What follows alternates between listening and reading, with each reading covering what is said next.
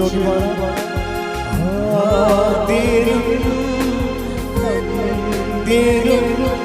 നീ മാത്രം സ്തുതികൾക്കും പുകഴ്ചയ്ക്കും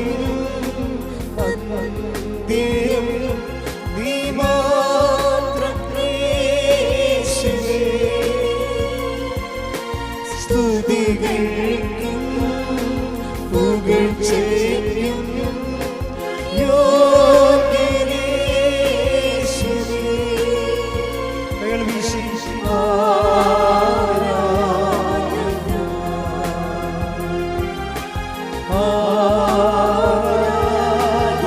പരിശുദ്ധ പരമ ദിവ്യകാരുണ്യത്തിന് നേരവും ആരാധനയും സ്തുതിയും പുകഴ്ചയും ഉണ്ടായിരിക്കട്ടെ. പരിശുദ്ധ പരമ ദിവ്യകാരുണ്യത്തിന്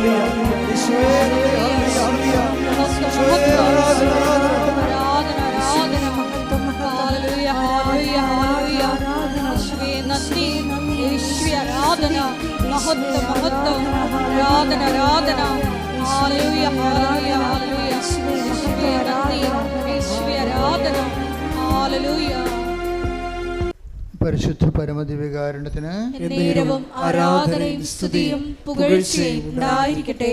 പരിശുദ്ധ പരമദിവ്യകാരുണ്യത്തിന് നേരവും ആരാധനയും സ്തുതിയും പുകഴ്ചയും ഉണ്ടായിരിക്കട്ടെ. പരിശുദ്ധ പരമദിവ്യകാരുണ്യത്തിന് നേരവും ആരാധനയും സ്തുതിയും പുകഴ്ചയും ഉണ്ടായിരിക്കട്ടെ.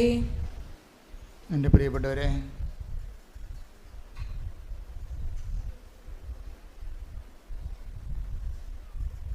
ഇന്ന് നമ്മുടെ ഉടമ്പടി ധ്യാനത്തിനായിട്ട്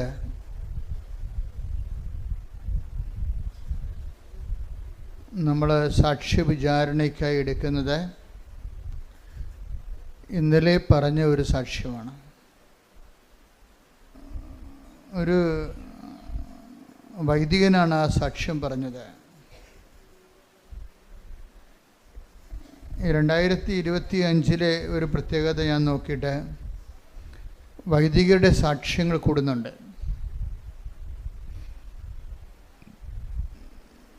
വൈദികരുടെ സാക്ഷ്യം കൂടുമ്പോൾ ഉണ്ടാകുന്ന ഗുണമെന്ന് പറയുന്നത് വൈദികർക്ക് ഉടമ്പടി എന്താണെന്നൊക്കെ അറിയാം.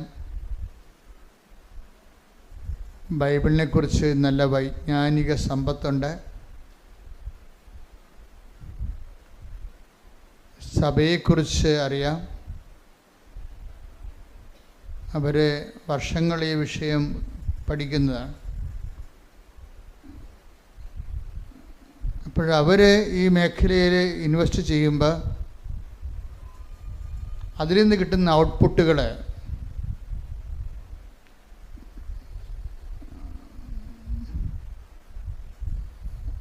എല്ലാവർക്കും ഒരുപോലെ പ്രയോജനമുള്ളതായിരിക്കും.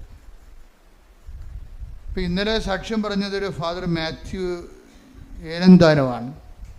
ഫാദർ മാത്യു ഏലന്താനം, അദ്ദേഹം കർണാടക സ്റ്റേറ്റിലാണ്, മലയാളിയാണ്. അദ്ദേഹത്തെ ഉടമ്പടിയിലേക്ക് നയിച്ച ഒരു വിഷയം ആദ്യം പറയാം. ഒന്നാമത്തെ കാര്യം, അദ്ദേഹത്തിന് കൂടെ 3 അപകടങ്ങളുണ്ടായി. 3 പ്രാവശ്യം കാലൊടിഞ്ഞ്. പിന്നീട് അത് ചികിത്സിച്ചിട്ട് ശരിയായില്ല.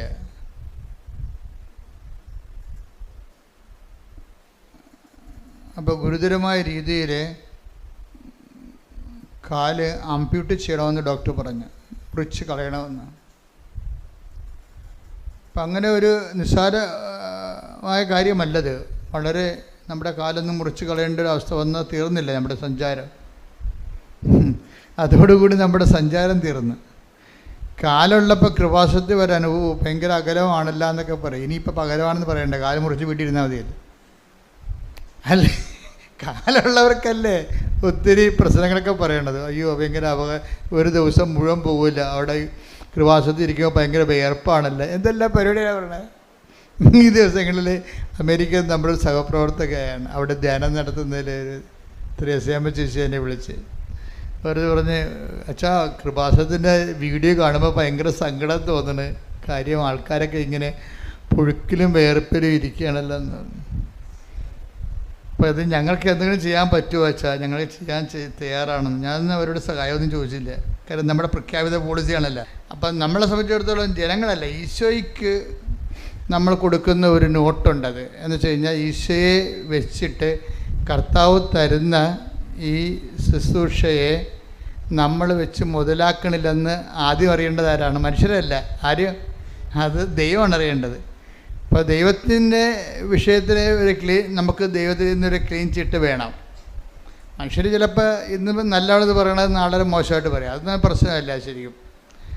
അപ്പോൾ ഞാൻ ആ വിഷയത്തിൽ പറഞ്ഞു, ചേച്ചി കുറച്ച് പ്രശ്നങ്ങളുണ്ട്, പക്ഷേ എൻ്റെ മനസ്സിൽ ആ സമയത്ത് വന്നതേ ഇതിപ്പോഴല്ല, നേരത്തെ ഇങ്ങനെ തന്നെയായിരുന്നു. വലിയ വലിയ അത്ഭുതങ്ങളെല്ലാം അടയാളം നടന്നിരിക്കുന്നത് മനുഷ്യരിങ്ങനെ വേർപ്പിൽ കുളിച്ച് നിൽക്കുമ്പോഴായിരുന്നു.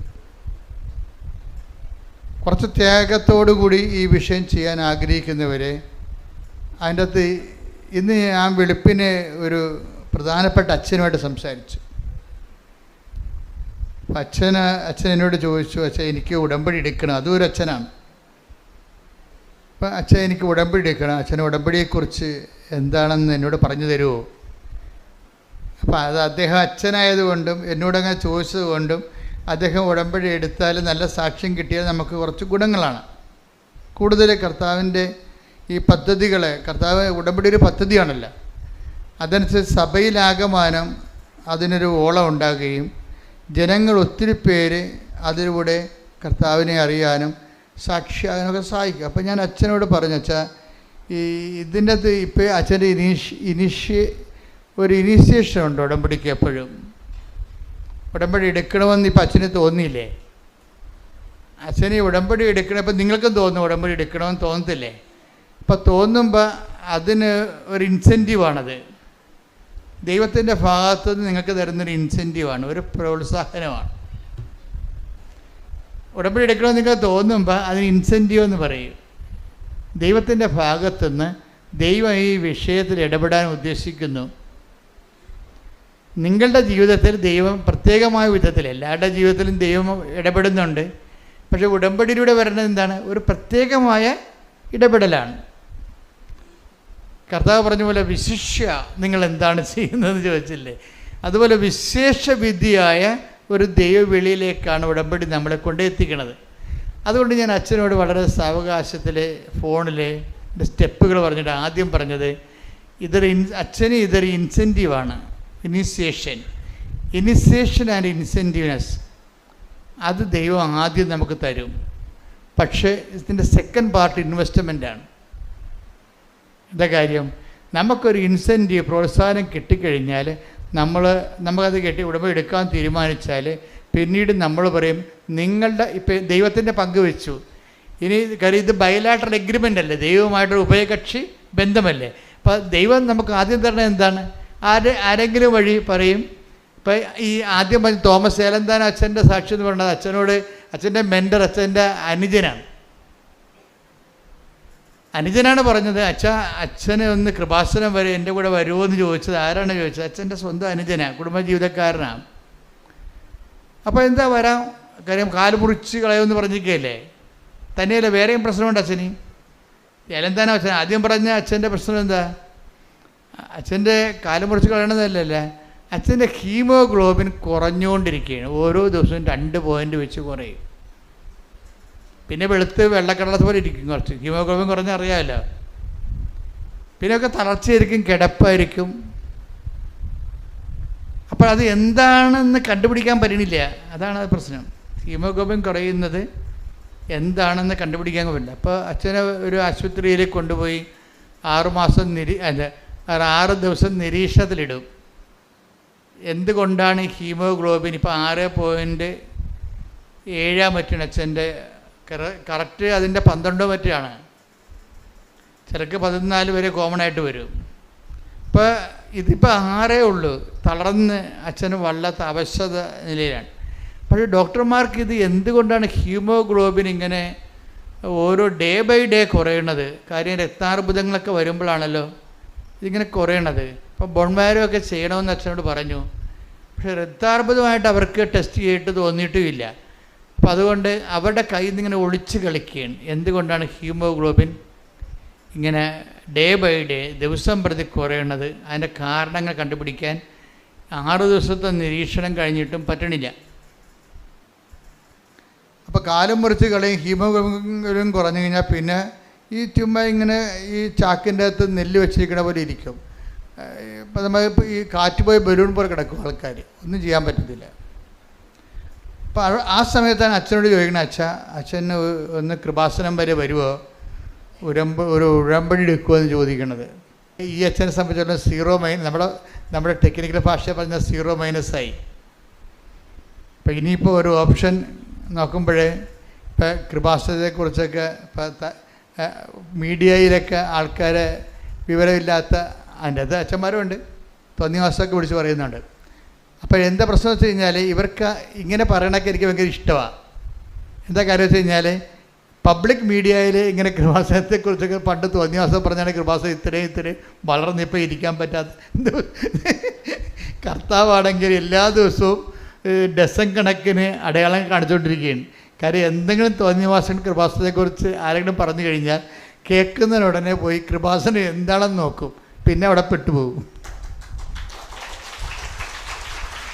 അതെന്താ കാര്യം വെച്ച് കഴിഞ്ഞാൽ നിങ്ങൾ കാണുന്നത് ജനങ്ങളുടെ അനുഭവങ്ങളല്ലേ പറയണം. 10,000 ഉണ്ട് സാക്ഷ്യം, 10,000 സാക്ഷ്യങ്ങളുണ്ട്. കാര്യം ജനങ്ങളുടെ വ്യത്യസ്തങ്ങളായ ജീവിത അനുഭവങ്ങളാണ് പറയണത്. അപ്പോൾ ദൈവത്തെ ആശയപരമായിട്ട് അംഗീകരിച്ചിട്ട് അതിൻ്റെ പേരിൽ ഒരു ദൈവവിശ്വാസിയായ ആൾക്കാരുണ്ട്. പക്ഷേ ഉള്ള പ്രോബ്ലം എന്ന് വെച്ച് കഴിഞ്ഞാൽ അതിൻ്റെ അകത്ത് അവർക്ക് പേഴ്സണൽ ഇൻവെസ്റ്റ്മെൻറ്റ് കുറവാണ്.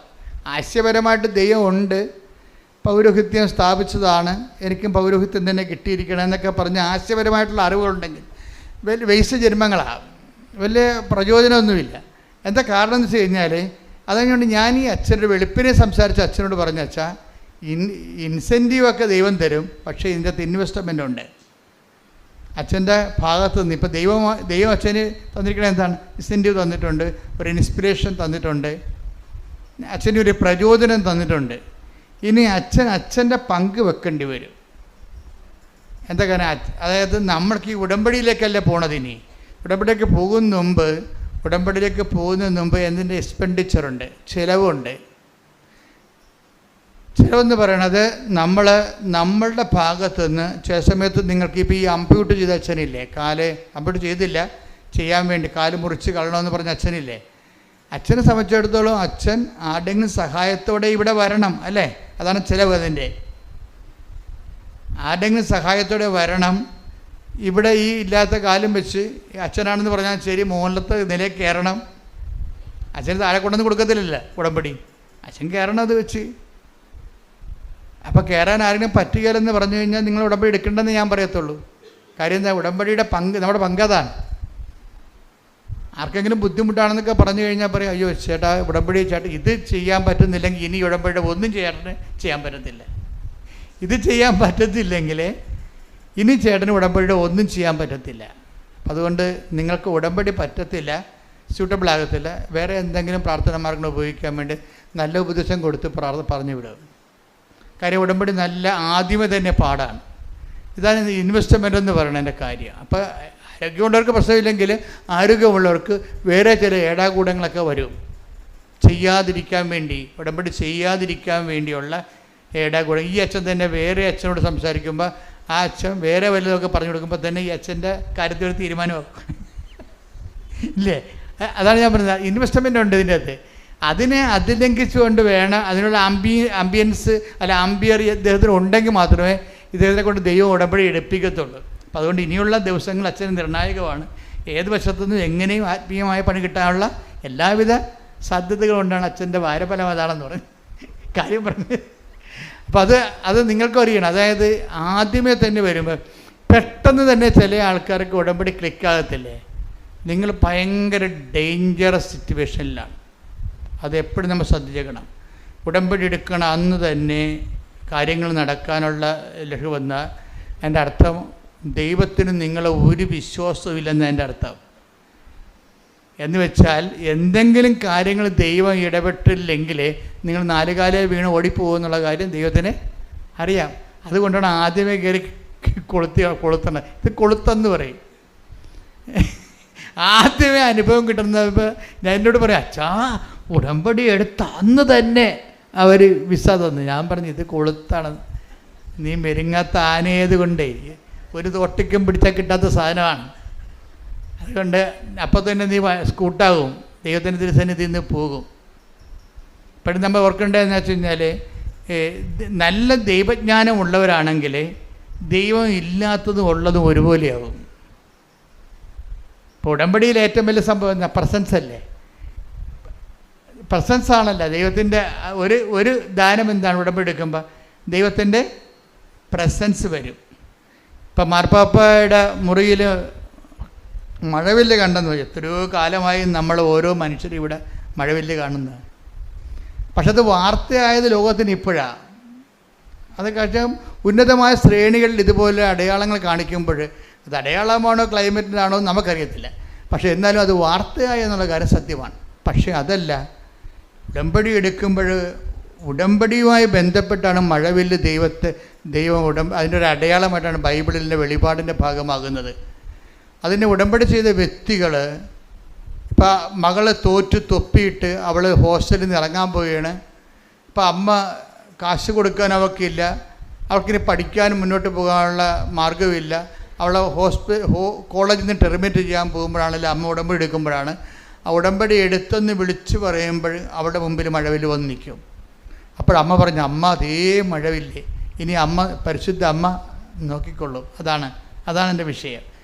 സാന്നിധ്യമാണ്. സാന്നിധ്യം ദൈവസാന്നിധ്യത്തിൻ്റെ ഒരറിവാണ്. അപ്പം ദൈവസാന്നിധ്യം നൽകുമ്പോൾ ഇതുപോലെ തന്നെ നിങ്ങൾ കുറച്ചങ്ങോട്ട് ചെല്ലുമ്പോൾ ദൈവത്തിൻ്റെ അസാന്നിധ്യം ഉണ്ടാവും. ഈ ദൈവത്തിൻ്റെ അസാന്നിധ്യവും സാന്നിധ്യം പോലെ മനസ്സിലാക്കുമ്പോഴാണ് നമ്മൾ ശരിക്കും ഉടമ്പടി പക്വമാകുന്നത്. മനസ്സിലായ? ദൈവത്തിൻ്റെ സാന്നിധ്യം പോലെ തന്നെയാണ് ദൈവത്തിൻ്റെ അസാന്നിധ്യവും. അതിപ്പോൾ അറിയണമെങ്കിൽ ജെറമിയ വായിച്ച് നോക്കിയേ. ജെറമിയ 23:23 ശ്രുതികട ഹല്ലേലൂയ ഹല്ലേലൂയ ഹല്ലേലൂയ ഹല്ലേലൂയ യേശുവേ നന്ദി, യേശുവേ സ്തുതി. ഹല്ലേലൂയ ഹല്ലേലൂയ ഹല്ലേലൂയ ഹല്ലേലൂയ. ജെറമിയ 23:23 കർത്താവ് ചോദിക്കുന്നു, സമീപസ്ഥനായിരിക്കുമ്പോൾ മാത്രമാണോ, സമീപസ്ഥനായിരിക്കുമ്പോൾ മാത്രമാണോ ഞാൻ നിങ്ങൾക്ക് ദൈവം, വിദൂരത്തിലിരിക്കുമ്പോഴും ഞാൻ ദൈവമല്ലേ? ഇത് എന്താ പ്രശ്നം വെച്ച് കഴിഞ്ഞാൽ, സമീപത്തിരിക്കുമ്പോൾ ആ പ്രസൻസ് ഫീൽ ചെയ്യുമ്പോൾ മാത്രമാണ് ചില ആൾക്കാർ വിശ്വാസത്തിൽ നിൽക്കണത്. ചിലപ്പോൾ അടയാളമില്ലാത്തൊരു കാലമുണ്ടാവും. അപ്പം അടയാളമില്ലാത്തൊരു കാലവും അപ്പം വിചാരിക്കും ദൈവം ഇറങ്ങിപ്പോയി, നിൻ്റെ അനുഗ്രഹത്തിൻ്റെ കാലം കഴിഞ്ഞു, എൻ്റെ പ്രാർത്ഥനയ്ക്ക് എന്തോ കുഴപ്പമുണ്ട്, ഞാൻ പ്രാർത്ഥിച്ചിട്ട് ഏക്കണില്ല ഇനി എന്ന് പറയുമ്പോൾ വീണ്ടും നിങ്ങൾ പ്രാർത്ഥന കുറച്ചുകൊണ്ട് വരും, ഉടമ്പടിയിൽ വിശ്വസ്തത കുറച്ചുകൊണ്ട് വരും. കാര്യം പ്രസൻസിൻ്റെ കാലത്ത് നിങ്ങൾ കാണിക്കുന്ന വിശ്വാസത്തിന് ദൈവം അത്രയ്ക്ക് കണക്കിലെടുക്കത്തില്ല.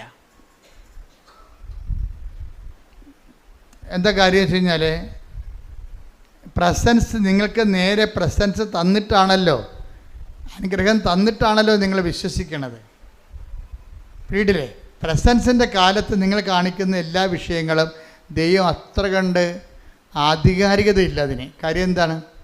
അതിപ്പോൾ അടയാളം കൊടുക്കാമെന്ന് കേട്ട് അനുഗ്രഹം കൊടുക്കുമെന്ന് കണ്ടു കഴിഞ്ഞാൽ ആരെയും ദൈവമായിട്ട് ആചരിക്കുന്നതിന് ആർക്കും ഇവിടെ പ്രശ്നങ്ങളില്ല. അഹ്റോന് പുരോഹിത വേഷം ധരിപ്പിക്കുമ്പോൾ നിത്യത വരെ അഹ്റോൻ്റെ എല്ലാ തലമുറകൾക്കുമായിട്ടാണ് ദൈവസാന്നിധ്യം മോസസ് ഓരോ ഉടുപ്പ് ധരിപ്പിക്കണം അഹ്റോന്. പക്ഷെ ആ അഹ്റോൻ തന്നെയാണ് ഒരു നിമിഷം ഈജിപ്തിൽ നിന്ന് നമ്മളെ രക്ഷിച്ചത്, ഈ കാളക്കുട്ടിയാണെന്ന് പറയണത്. ദൈവത്തെ മാറ്റി നിർത്തിക്കൊണ്ട് കാളക്കുട്ടിയെ ആരാധിക്കുന്നതിന് മനുഷ്യന് ഒന്നൊന്നും അറിഞ്ഞാൽ മതി, ഒന്ന് തിരിഞ്ഞാൽ മതി. അത് ദൈവത്തിന് നല്ലവണ്ണം അറിയാം. അതിൻ്റെ അടയാളം കാണിക്കുന്ന കാലത്ത് വലിയ ആർഭാടത്തോടെ സാക്ഷ്യം പറയുകയും അടയാളമില്ലാത്ത കാലത്ത് ദൈവം ഇല്ല എന്ന രീതി ജീവിക്കുകയും ചെയ്യുന്ന അവസ്ഥ ഉണ്ട്.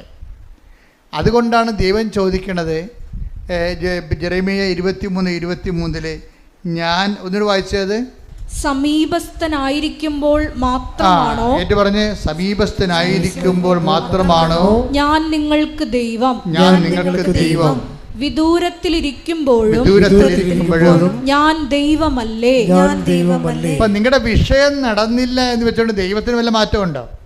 അതാണ് പ്രശ്നം. വിഷയം നടന്നില്ല, താമസിക്കുന്നു എന്ന് പറയുമ്പോഴേ ദൈവത്തിന് മാറ്റമുണ്ട് എന്ന് പറഞ്ഞുകൊണ്ടാണ് നിങ്ങൾ മാറിയിട്ട് പഴയ മനുഷ്യരായിട്ട് മാറുന്നത്. നമ്മളെ പഴയ മനുഷ്യരാക്കുന്ന ഒത്തിരി സാഹചര്യങ്ങളുണ്ട് സമൂഹത്തിൽ. ബൈബിളിൽ പുതിയ മനുഷ്യനും പഴയ മനുഷ്യനും ഒന്നുണ്ട്. Take the word of God. സ്തുതിക്കട്ടെ. ഹല്ലേലൂയ, ഹല്ലേലൂയ, ഹല്ലേലൂയ, ഹല്ലേലൂയ, ഹല്ലേലൂയ. യേശുവേ നന്ദി, യേശുവേ സ്തുതി. ഹല്ലേലൂയ, ഹല്ലേലൂയ, ഹല്ലേലൂയ. കൊളോസ്യസ് 3:10 എടുത്തേ. കൊളോസ്യസ് 3:10. സ്തുതിക്കട്ടെ. ഹല്ലേലൂയ, യേശുവേ നന്ദി, യേശുവേ ആരാധന, ആരാധന, ആരാധന, ആരാധന. കൊളോസ്യസ് 3:10. സമ്പൂർണ്ണ ജ്ഞാനം കൊണ്ട്, പറഞ്ഞേ, സമ്പൂർണ്ണ ജ്ഞാനം കൊണ്ട് സൃഷ്ടാവിന്റെ പ്രതിച്ഛായക്കനുസൃതമായി നവീകരിക്കപ്പെടുന്ന പുതിയ മനുഷ്യനെ ധരിക്കുവിൻ.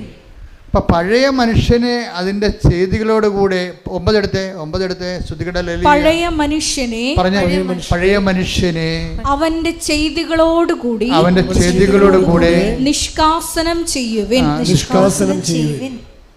അതായത് രണ്ട് മനുഷ്യന് ഉടമ്പടിക്ക് ശേഷവും ഉടമ്പടിക്ക് മുമ്പും ഉടമ്പടിക്ക് ശേഷവും ദൈവം ആഗ്രഹിക്കുന്ന ഒരു പ്രക്രിയയുണ്ട്.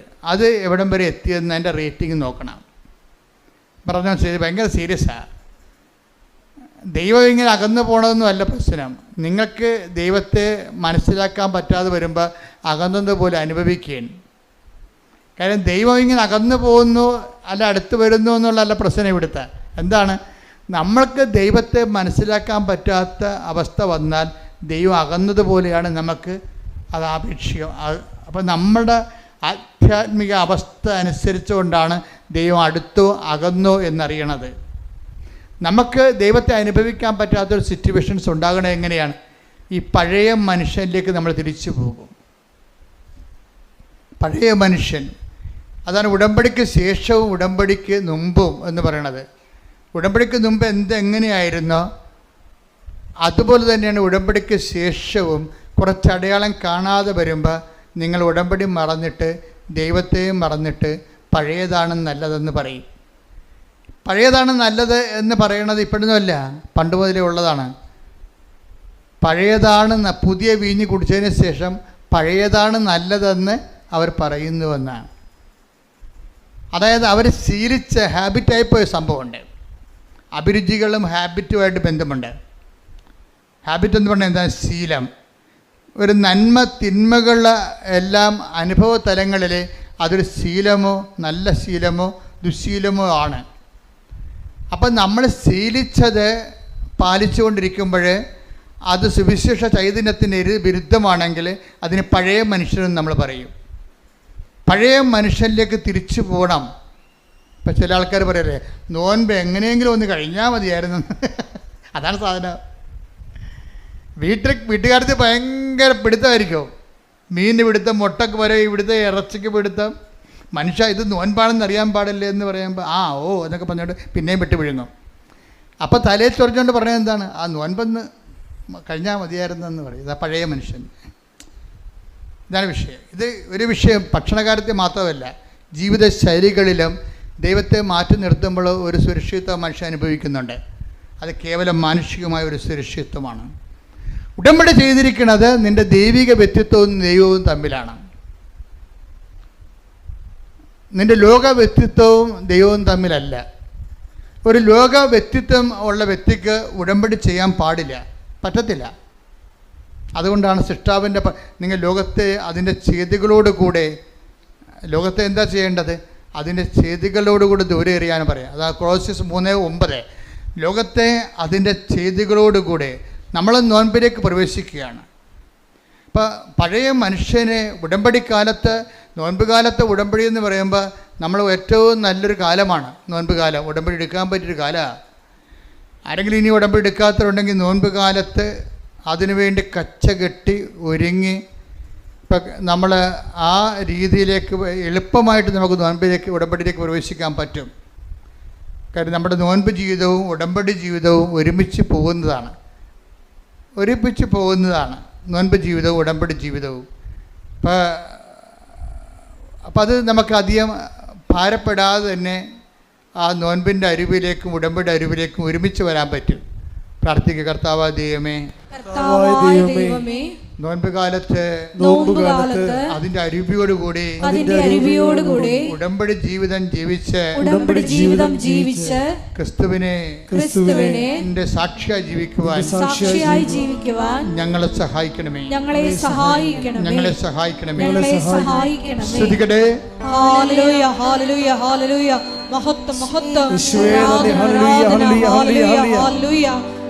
നോമ്പുകാല ചൈതന്യം ഉൾക്കൊണ്ട് ഞങ്ങളുടെ ഉടമ്പടി ജീവിതത്തെ പുനഃക്രമീകരിക്കുവാൻ ഈ ആരാധനയിലൂടെ ഞങ്ങളെ അഭിഷേകം ചെയ്യണമേ. അച്ഛൻ്റെ സാക്ഷ്യമില്ലേ, അത് അപ്പം ചെയ്ത് കഴിഞ്ഞാൽ എങ്ങനെയാലും 1,00,000 പേര് ആ സാക്ഷ്യം കാണും. ആ 1,00,000 പേര് സാക്ഷ്യം കാണുമ്പോൾ അതിൻ്റെ അകത്ത് പല അച്ഛന്മാരും കാണും. ഇപ്പോഴെന്ന് വെച്ച് കഴിഞ്ഞാൽ ആൾക്കാരെല്ലാവരും തന്നെ അച്ഛൻ്റെ ഡെയിലി ബ്രെഡും അതുപോലെ ഇതെല്ലാം ആൾക്കാർ സ്റ്റാറ്റസ് ഇടുന്നുണ്ട്. ജർമ്മനിയിൽ നിന്ന് ഒരു ദിവസം എൻ്റെ സഹോദരൻ ഒരു ബന്ധു ഇവിടെ കല്യാണം കഴിച്ച് വന്നപ്പോൾ പറഞ്ഞു, അച്ഛാ ജർമ്മനിയിലൊക്കെ പലരും കൃപാസനത്തിൻ്റെ ഡെയിലി ബ്രെഡ് സാക്ഷ്യം ഇടുന്നുണ്ട്, സ്റ്റാറ്റസ് ഇടുന്നുണ്ട്. അങ്ങനെയാണ് ഞാനിത് അറിഞ്ഞതെന്ന്. അങ്ങനെ അതാണ് ജനങ്ങൾ വളരെ വിജിലൻ്റായ രീതിയിൽ സുവിശേഷം നല്ല രീതിയിൽ പ്രചരിപ്പിക്കുന്നുണ്ട് ആൾക്കാർ. അച്ഛൻ ഇവിടെ വന്നു, അച്ഛനൊരു ഡൗട്ടായിരുന്നു. ഈ എലംകുളം അച്ഛനെ, എലന്താനം അച്ഛനൊരു ഡൗട്ടായിരുന്നു.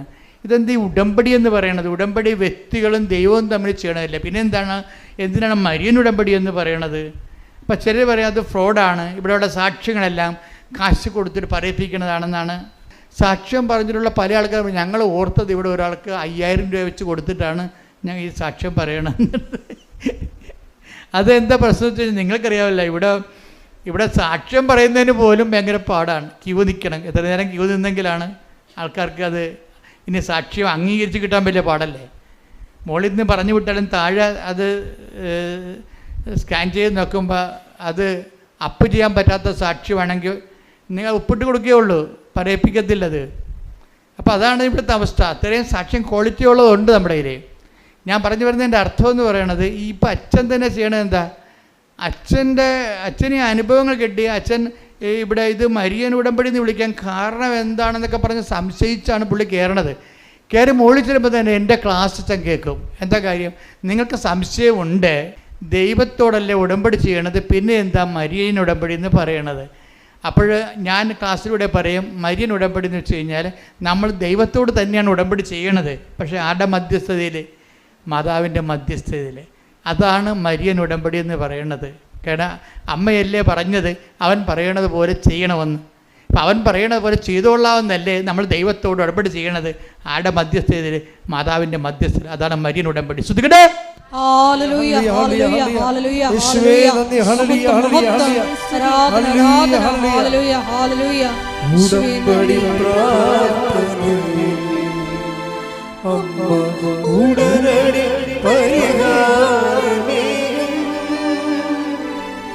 ഉടമ്പടി പ്രാർത്ഥനയിൽ അമ്മ ഉടനടി പരിഹാരമേകും.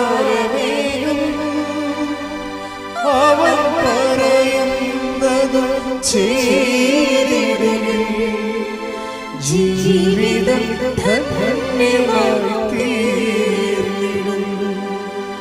അവൻ പറയുന്നത് ചെയ്തിടുകിൽ ജീവിതം ധന്യമായി തീർന്നിടും. പരിശുദ്ധ പരമ ദിവ്യകാരുണ്യത്തിന് നേരവും ആരാധനയും സ്തുതിയും പുകഴ്ചയും പരിശുദ്ധ ഉണ്ടായിരിക്കട്ടെ. പരമ ദിവ്യകാരുണ്യത്തിന് നേരവും ആരാധനയും സ്തുതിയും പുകഴ്ചയും ഉണ്ടായിരിക്കട്ടെ. അതിനുശേഷം ഇങ്ങനെ ഒരു മാർച്ച് 7 എന്തോ ഡേറ്റ് ഉടമ്പടി എടുത്തു. അച്ഛൻ ഉടമ്പടി എടുക്കുമ്പോൾ അച്ഛൻ ഫുൾ ആൻഡ് ഫുൾ കൺവിൻസ്ഡ് ആയിട്ടാണ് ഈ ഉടമ്പടി എടുക്കുന്നത്. ഉടമ്പടി എടുത്തതിന് ശേഷം അച്ഛൻ എല്ലാം അതുക്കൊന്നും മുന്നേ അച്ഛൻ മരുന്നുകളെല്ലാം അവസാനിപ്പിക്കും. കാര്യം അച്ഛന് ആന്തരികമായിട്ട് മാതാവ് തോന്നിക്കും ഇത് കറക്റ്റ് വഴിയാണെന്ന് തോന്നിക്കും. നിങ്ങൾ അച്ഛൻ മരുന്ന് ഉപേക്ഷിച്ചെന്ന് പറഞ്ഞ് നിങ്ങൾ മരുന്ന് ഉപേക്ഷിക്കാൻ ഞാൻ പറയത്തില്ല കേട്ടോ. കാര്യം കൃപാസനത്തിൻ്റെ പോളിസി മാറ്റർ ഞാൻ നേരത്തെ പറഞ്ഞിട്ടുണ്ട്. കത്തോലിക്ക സഭ മരുന്നിനെക്കുറിച്ച് എന്ത് പറയുന്നു അതാണ് കൃപാസനത്തിൻ്റെ കോമൺ പോളിസി എന്ന് പറയുന്നത്. സഭ വൈദികനെയും ഡോക്ടർമാരെയും ആശുപത്രിയെയും അതുപോലെ തന്നെ വൈദ്യത്തെയും അതുപോലെ തന്നെ മരുന്നിനെയും ഒക്കെ ദൈവത്തിൻ്റെ ഹീലിംഗ്, ദൈവത്തിൻ്റെ സൗഖ്യദായകമായ പ്രവർത്തനത്തിൻ്റെ മാധ്യമമായിട്ട് തന്നെയാണ് സഭ കാണുന്നത്. അതിലൂടെയും ഡോക്ടർമാരിലൂടെയും മരുന്നിലൂടെയും സുഖപ്പെടുത്തുന്നത് ദൈവം തന്നെയാണ്. ശ്രദ്ധിക്കട്ടെ. ഹല്ലേലൂയ. ഹല്ലേലൂയ, ഹല്ലേലൂയ, ഹല്ലേലൂയ, ഹല്ലേലൂയ. മഹത്വം, യേശുവേ നന്ദി. ഹല്ലേലൂയ, ഹല്ലേലൂയ. ആരാധന. ഹല്ലേലൂയ, ഹല്ലേലൂയ. അപ്പോൾ ഈ അച്ഛനെ സംബന്ധിച്ചിടത്തോളം ഉടമ്പടി എടുത്ത് ഇപ്പം അച്ഛൻ്റെ ഹീമോഗ്ലോബിൻ എത്രയാണ്? 7.6. അതുപോലെ തന്നെ പിന്നീട് ഓരോ ദിവസം ചെല്ലും തോറും ഈ 2 പോയിൻ്റ് ഉടമ്പടി എടുത്തതിന് ശേഷം ഒരു മരുന്ന് ഉപയോഗിക്കാതെ ഈ ഹീമോഗ്ലോബിൻ കൂടാൻ തുടങ്ങി. 2 പോയിൻ്റ് കൂടി ഒരു 7 ദിവസം കഴിഞ്ഞപ്പോഴുണ്ട് അച്ഛൻ്റെ ഹീമോഗ്ലോബിൻ 14.2 ഹല്ലേലൂയ, യേശുവേ നന്ദി.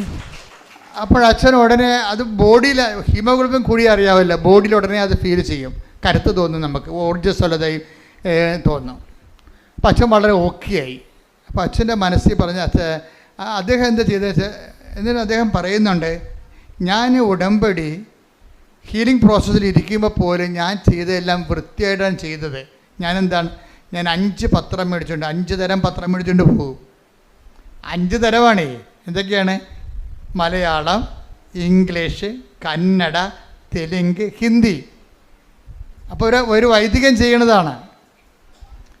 അച്ഛന് ആ ഓരോ കൂട് പത്രം മേടിക്കുകയാണ്. അപ്പോൾ എന്തുമാത്രം മാതാവ് ബോധ്യം കൊടുത്തിട്ടുണ്ട്. എന്തുകൊണ്ടാണ് ഇത്രയും പെട്ടെന്ന് അച്ഛന് ഹീലിംഗ് ഉണ്ടായതെന്ന് പറഞ്ഞു കഴിഞ്ഞാൽ അച്ഛൻ്റെ പ്രേക്ഷിത പ്രവർത്തനം ഓക്കെയാണ്. കാര്യം എന്താ? പൗലോസ് അപ്പോസ്തലൻ പറഞ്ഞത് ഈ പത്രത്തിലാണല്ല കളി മുഴുവൻ ഇരിക്കണത്. അല്ല, ഇവിടെ കൃപാസനത്തിൻ്റെ അറ്റാക്ക് ഇട്ട് അകത്തുനിന്നും പുറത്തുനിന്നും ഒക്കെ പരാതികൾ കിട്ടുന്നത് എന്താണ്? അപ്പോൾ ഞങ്ങൾക്ക് പത്രത്തെക്കുറിച്ച് ഞങ്ങൾക്ക് ചിരി വരും. എന്താ കാര്യം അറിയാമോ? പത്രം നന്നായി പ്രവർത്തിക്കുകയും അതേസമയം തന്നെ സുവിശേഷം നന്നായി പ്രചരിക്കുകയും സാക്ഷികൾ കൂടുതൽ ഉണ്ടാകുകയും ചെയ്യുമ്പോൾ സത്താന് തീർച്ചയായിട്ടും വിറവലുണ്ടാവും. അവൻ്റെ വിറവൽ അവൻ്റെ ഓരോ തരത്തിലുള്ള മനസ്സിലുണ്ടാകുന്ന അസ്വസ്ഥങ്ങൾ വ്യക്തികളിലൂടെയും ഓരോരോ സംവിധാനങ്ങളിലൂടെയും നമ്മളിങ്ങനെ അലട്ടിക്കൊണ്ടിരിക്കും. അപ്പോൾ ആദ്യമൊക്കെ അത് മനസ്സിലായില്ല, പിന്നീട് മനസ്സിലായപ്പോൾ ഞങ്ങൾക്ക് ഭയങ്കര സന്തോഷമായി. എന്താ കാര്യം? അത്ര തീവ്രമായിട്ട് സുവിശേഷ വേല പത്രത്തിലൂടെ നടക്കുന്നുണ്ട്. ഇപ്പോൾ ധ്യാനഗുരുക്കന്മാർ വരെ അതിപ്പോൾ അംഗീകരിച്ചിട്ട് അവരവരുടെ ശുശ്രൂഷകളോട് പറയാൻ തുടങ്ങി, നിങ്ങൾ കണ്ടിട്ടില്ലേ? അപ്പോൾ ഈ അച്ഛൻ ഇത് എല്ലാ ഭാഷകളിലുമുള്ള പത്രങ്ങൾ വാങ്ങിക്കും. അച്ഛൻ ബാംഗ്ലൂർ വർക്ക് ചെയ്യുന്ന കാരണം ഈ കക്ഷികൾ എല്ലാവരും ഉണ്ട്. തെലുങ്കരുണ്ട്, കർണാടകക്കാരുണ്ട് അവിടെ, അതുപോലെ തന്നെ ഹിന്ദിക്കാരുണ്ട്, ഇംഗ്ലീഷുകാരുണ്ട്, മലയാളികളുണ്ട്. എല്ലാ പത്രവും മേടിച്ചിട്ട് അച്ഛൻ പറയുകയാണ്, ഞാൻ ചുമ്മായല്ല പത്രം കൊടുക്കുന്നത്, ഞാൻ കർത്താവിനെക്കുറിച്ച് പറഞ്ഞു കൊടുക്കും. അതാണ് വിഷയം. പത്രം ഇങ്ങനെ രാവിലെ പത്രക്കാരൻ വന്ന് സൈക്കിളെ ബെല്ലടിച്ചിട്ട് പറന്നൊക്കെ വരത്തില്ലേ? നമ്മുടെ മുറികളിലേക്ക്, ഇളംതിണ്ണയിലേക്ക്, പോട്ടിക്കയിലേക്ക് പത്രം അങ്ങനെ കൊടുക്കുകയില്ല. മറിച്ച് ഇതിൻ്റെ ഉദ്ദേശം എന്താണ്? കർത്താവിനെ അറിയാത്തവരെ അറിയിക്കുക, അറിഞ്ഞവരെ ആഴപ്പെടുത്തുക. അപ്പം അച്ഛൻ ചെയ്യണത് എന്താണ്? ഞാൻ അവരവരുടെ ഭാഷ, അച്ഛൻ എല്ലാ ഭാഷയും അറിയാം, അതുകൊണ്ട് അവരവരുടെ ഭാഷ മനസ്സിലാക്കിയിട്ട് അവരോട് അച്ഛൻ്റെ അനുഭവങ്ങൾ ആ ഭാഷയെ സംസാരിക്കും. തെലുങ്കിലോ കന്നഡയിലോ ഹിന്ദിയിലോ മലയാളത്തിലോ സംസാരിച്ചതിന് ശേഷമാണ് അച്ഛൻ ഈ പത്രം കൊടുക്കുന്നത്. പിന്നെ എങ്ങനെ ദൈവം വിട്ടുമാറണത്? അപ്പം അത് അദ്ദേഹത്തിന് വർക്ക് സിസ്റ്റമല്ലേ, സത്യസന്ധമല്ലേ, വർക്ക് സത്യസന്ധമല്ലേ? അതുകൊണ്ട് തന്നെ ദൈവം അദ്ദേഹത്തിലൂടെ ഇത് മാത്രമല്ല, അതായത് ഈ ബൈബിളിൽ പറയവേ ഈ പത്രം കൊടുക്കുന്നത് എന്താ നിങ്ങൾക്കറിയാവില്ല. പത്രം എന്ന് പറഞ്ഞാൽ എന്താണ്? ഞാൻ എപ്പോഴും പറയും അത് വെന്ത ചോറാണ്. സുവിശേഷം നെല്ലാണെങ്കിൽ അതിൻ്റെ ചോറാണ്. അത് വേവിച്ച് ജനങ്ങളുടെ അനുഭവങ്ങളാകുന്ന കറികളോട് കൂടിയാണ് ഇത് വിളമ്പഴിക്കണത്. പത്രത്തിൽ വിളമ്പഴിക്കണത് എന്താണ്? അത് ചോറും കറിയുമാണ് വചനം. അതാ ജനങ്ങളുടെ അനുഭവങ്ങൾ ആ വചനം ഓരോ വ്യക്തികളും വിശ്വാസം, പ്രത്യാശ, ദൈവസ്നേഹം എന്നിവ കൊണ്ട് പാചകം ചെയ്യുമ്പോൾ ആ നെല്ല് ചോറായിട്ട് വെന്തിട്ട് അതിൻ്റെ കൂടെ അവരുടെ അനുഭവങ്ങളാകുന്ന കറികളോട് കൂടി ഒരു വിഭവമായിട്ടാണ് നമ്മളത് ജനങ്ങളിലേക്ക് എത്തിക്കണത്. പത്രം ഒരു സുവിശേഷ വിഭവം. കൈയടിക്കേണ്ട ശ്രുതികട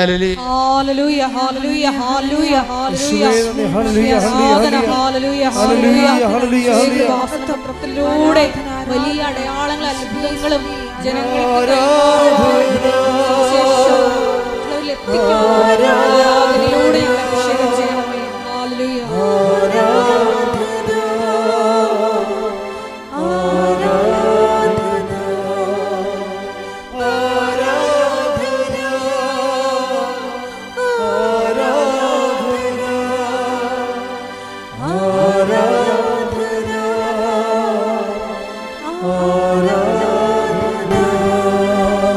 പരിശുദ്ധ പരമ ദിവ്യകാരുണ്യത്തിന് ആരാധനയും സ്തുതിയും പുകഴ്ചയും ഉണ്ടായിരിക്കട്ടെ. അതെ, റോമർ 1:16 എടുത്ത് സുവിശേഷത്തെക്കുറിച്ച് ഞാൻ ലജ്ജിക്കുന്നില്ല. കണ്ടാ, അതാണ് തുടങ്ങേണ്ടത്. സുവിശേഷത്തെക്കുറിച്ച് ഞാൻ ലജ്ജിക്കുന്നില്ല. ആദ്യം അത് യഹൂദർക്ക്, പിന്നീട് വിജാതിയർക്ക് രക്ഷയിലേക്ക് നയിക്കുന്ന ദൈവത്തിൻ്റെ ശക്തിയാണ്. അത് നിസ്സാരമല്ല കേട്ടോ. പത്രം ഒരു ശക്തിയുണ്ട്. പത്രത്തിൻ്റെ ശക്തി എന്നൊക്കെ പറയല്ലേ. ആ ശക്തി എന്ന് പറഞ്ഞാൽ എന്താണത്? സുവിശേഷമാണത്. സുവിശേഷം ഇപ്പം നമ്മൾ സാക്ഷ്യം പറയുമ്പോൾ നമ്മൾ സുവിശേഷം ആകുകയാണ്. സാക്ഷ്യം പത്രത്തിൽ എഴുതി കൊടുക്കുമ്പോൾ നമ്മൾ സുവിശേഷം ഏകുകയാണ്. പിടിയിട്ടില്ലേ? നമ്മൾ സാക്ഷ്യം പറയുമ്പോൾ ആരാകും? നമ്മൾ സുവിശേഷമാകും. നമ്മൾ സാക്ഷ്യം പ്രിൻ്റ് ചെയ്ത നമ്മുടെ സാക്ഷ്യം പത്രത്തിലാക്കിയിട്ട് അനേകരുടെ സാക്ഷ്യങ്ങൾ നമ്മൾ ജനങ്ങളിലേക്ക് കൊടുക്കുമ്പോൾ നമ്മൾ എന്താണ്? സുവിശേഷം ഏകുക. അപ്പം നമ്മുടെ ലക്ഷ്യം എന്താണ്? ഉടമ്പടിയുടെ സുവിശേഷമാകുക. പറഞ്ഞേ, സുവിശേഷമാകുക, സുവിശേഷമേകുക, സുവിശേഷമേകുക, സുവിശേഷമാകുക, സുവിശേഷമാകുക, സുവിശേഷമേകുക, സുവിശേഷമേകുക. കൈയടിക്കട്ടെ, ശ്രുതിക്കട്ടെ. ഹല്ലേലൂയ, ഹല്ലേലൂയ, ഹല്ലേലൂയ, യേശുവേ നന്ദി. ഹല്ലേലൂയ, ഹല്ലേലൂയ, ഹല്ലേലൂയ, ഹല്ലേലൂയ, ഹല്ലേലൂയ, ഹല്ലേലൂയ, യേശുവേ നന്ദി.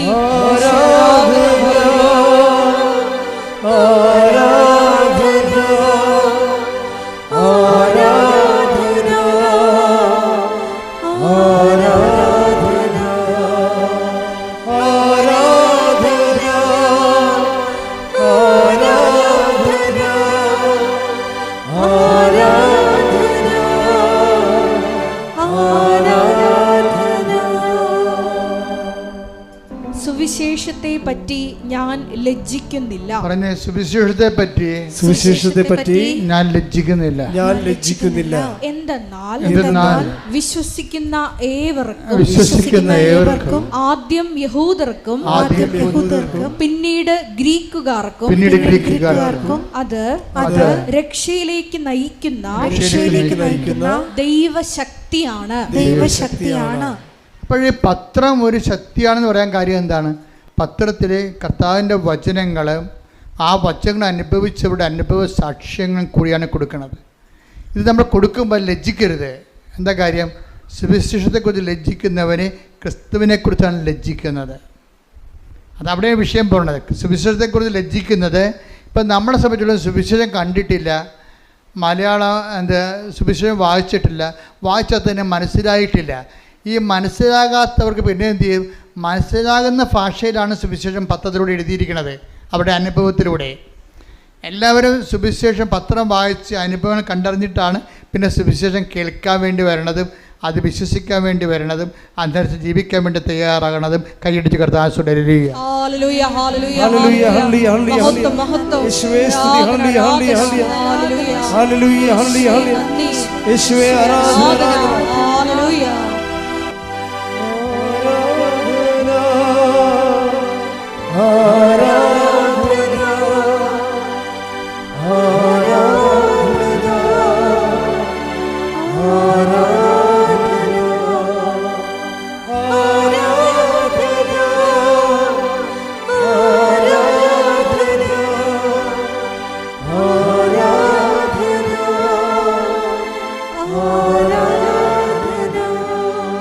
പരിശുദ്ധ പരമദിവ്യകാരുണ്യത്തിന് നേരവും ആരാധനയും സ്തുതിയും പുകഴ്ചയും ഉണ്ടായിരിക്കട്ടെ. പരിശുദ്ധ പരമദിവ്യകാരുണ്യത്തിന് നേരവും ആരാധനയും സ്തുതിയും പുകഴ്ചയും ഉണ്ടായിരിക്കട്ടെ.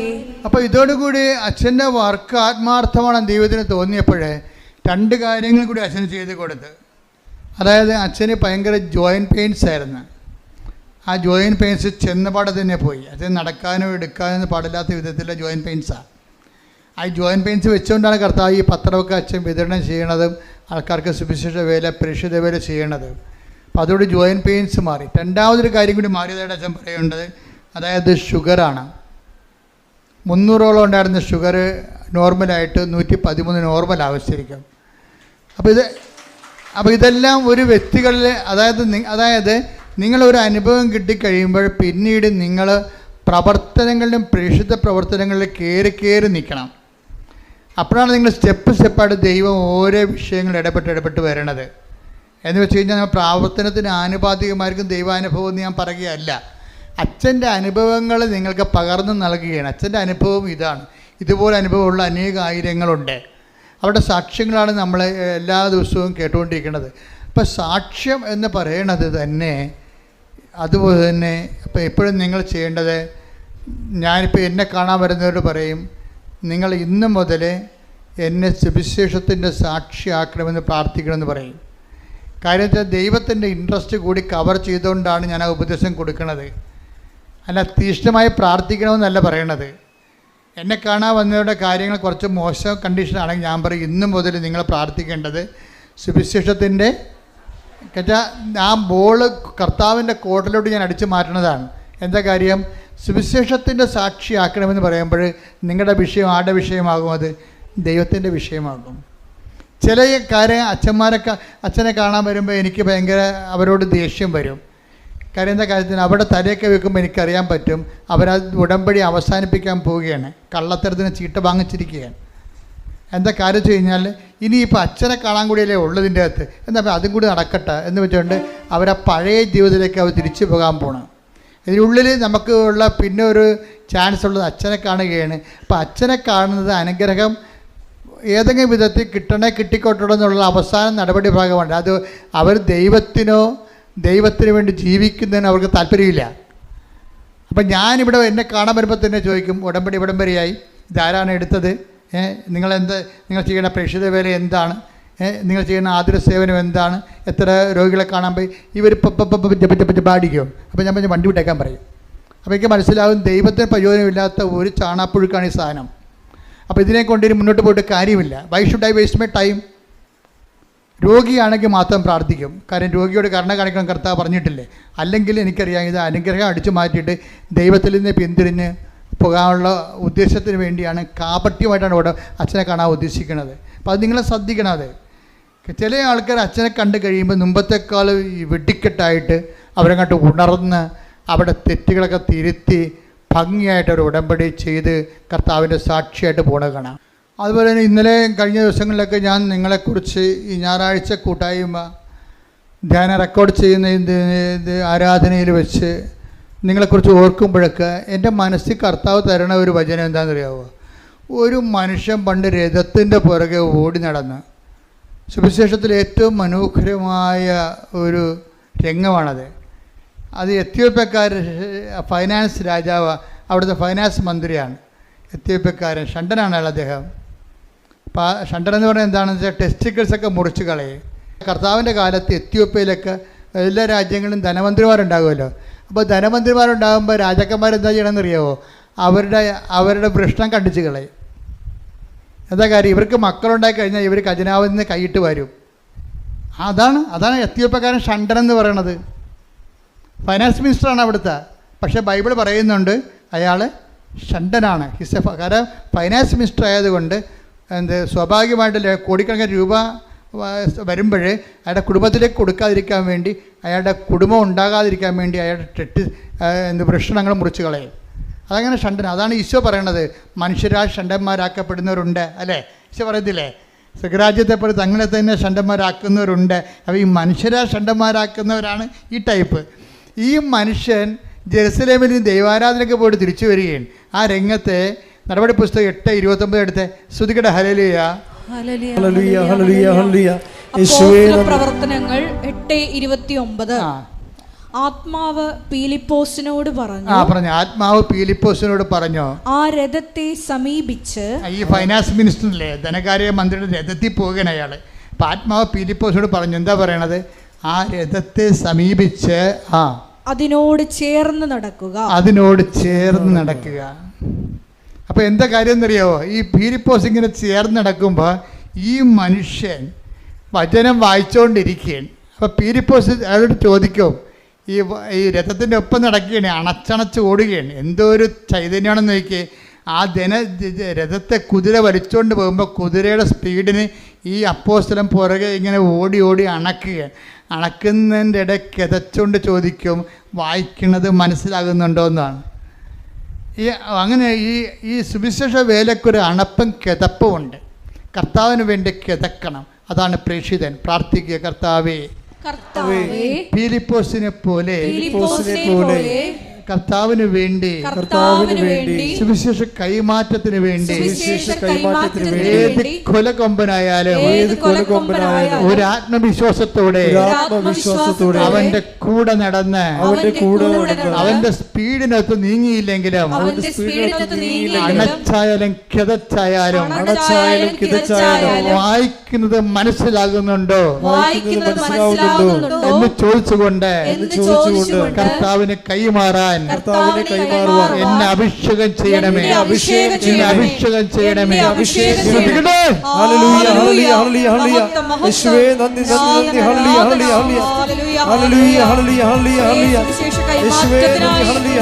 ഓരോരുത്തരെയും തിരഞ്ഞെടുത്ത് അഭിഷേകം ചെയ്യണമേ.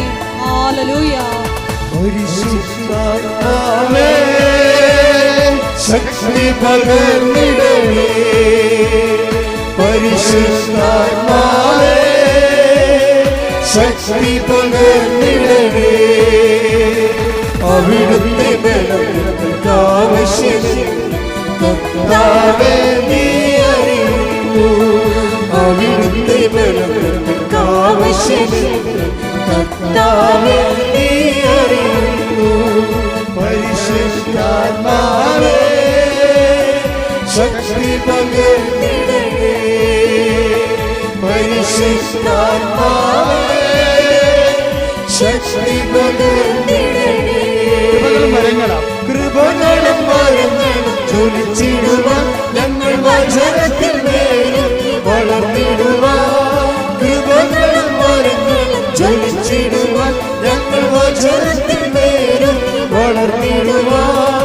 വിൺമഴയെ വീണ്ടും മയക്കിടമേ, ജനമുണർന്നിടുവാൻ. വിൺമഴയെ വീണ്ടും മയക്കിടമേ, ജനമുണർന്നിടുവാൻ. പരിശുദ്ധാത്മാവേ ശക്തി പകർന്നിടണേ. പരിശുദ്ധാത്മാവേ ശക്തി പകർന്നിടണേ. കൃപകളും വരങ്ങളും ജ്വലിച്ചിടുവാൻ ഞങ്ങൾ വചനത്തിൽ മേലും വളർന്നിടുവാൻ.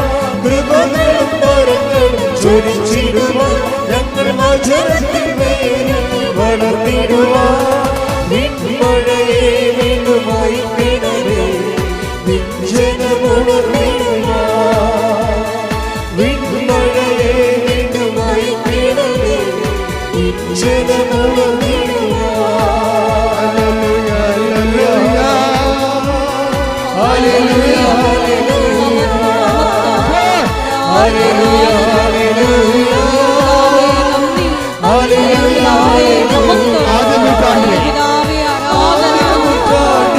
അതിശയം അതിശയം ലോകത്തിൽ നടന്നിടുവാൻ. ആദ്യ നൂറ്റാണ്ടിൽ അനുഭവം അതിശയം ലോകത്തിൽ നടന്നിടുവാൻ. ആദിയിലെന്ന പോലാത്മാവേ അധിക ബലം തരണേ. ആദിയിലെന്ന പോലാത്മാവേ അധിക ബലം തരണേ. ആദിയിലെന്ന പോലാത്മാവേ അധിക ബലം തരണേ.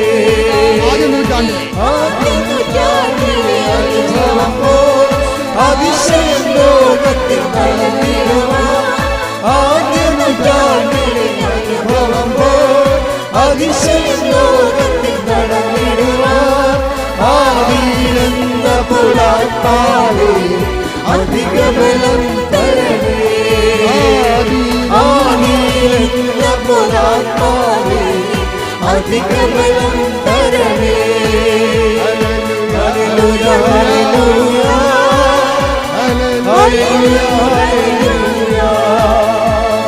ഹല്ലേലൂയ ഹല്ലേലൂയ ഹല്ലേലൂയ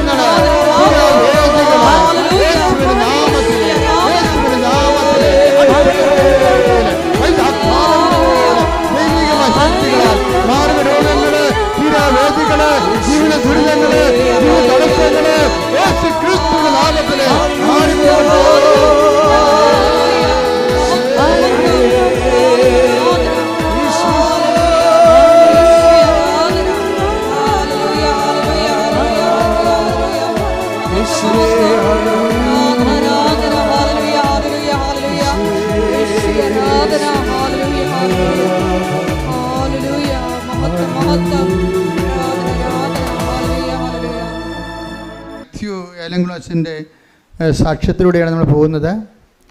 അച്ഛൻ്റെ സാക്ഷ്യത്തിൻ്റെ ഒരു ഭാഗം എന്ന് പറയുന്നത് അച്ഛൻ്റെ ഇൻറ്റൻഷൻസാണ്.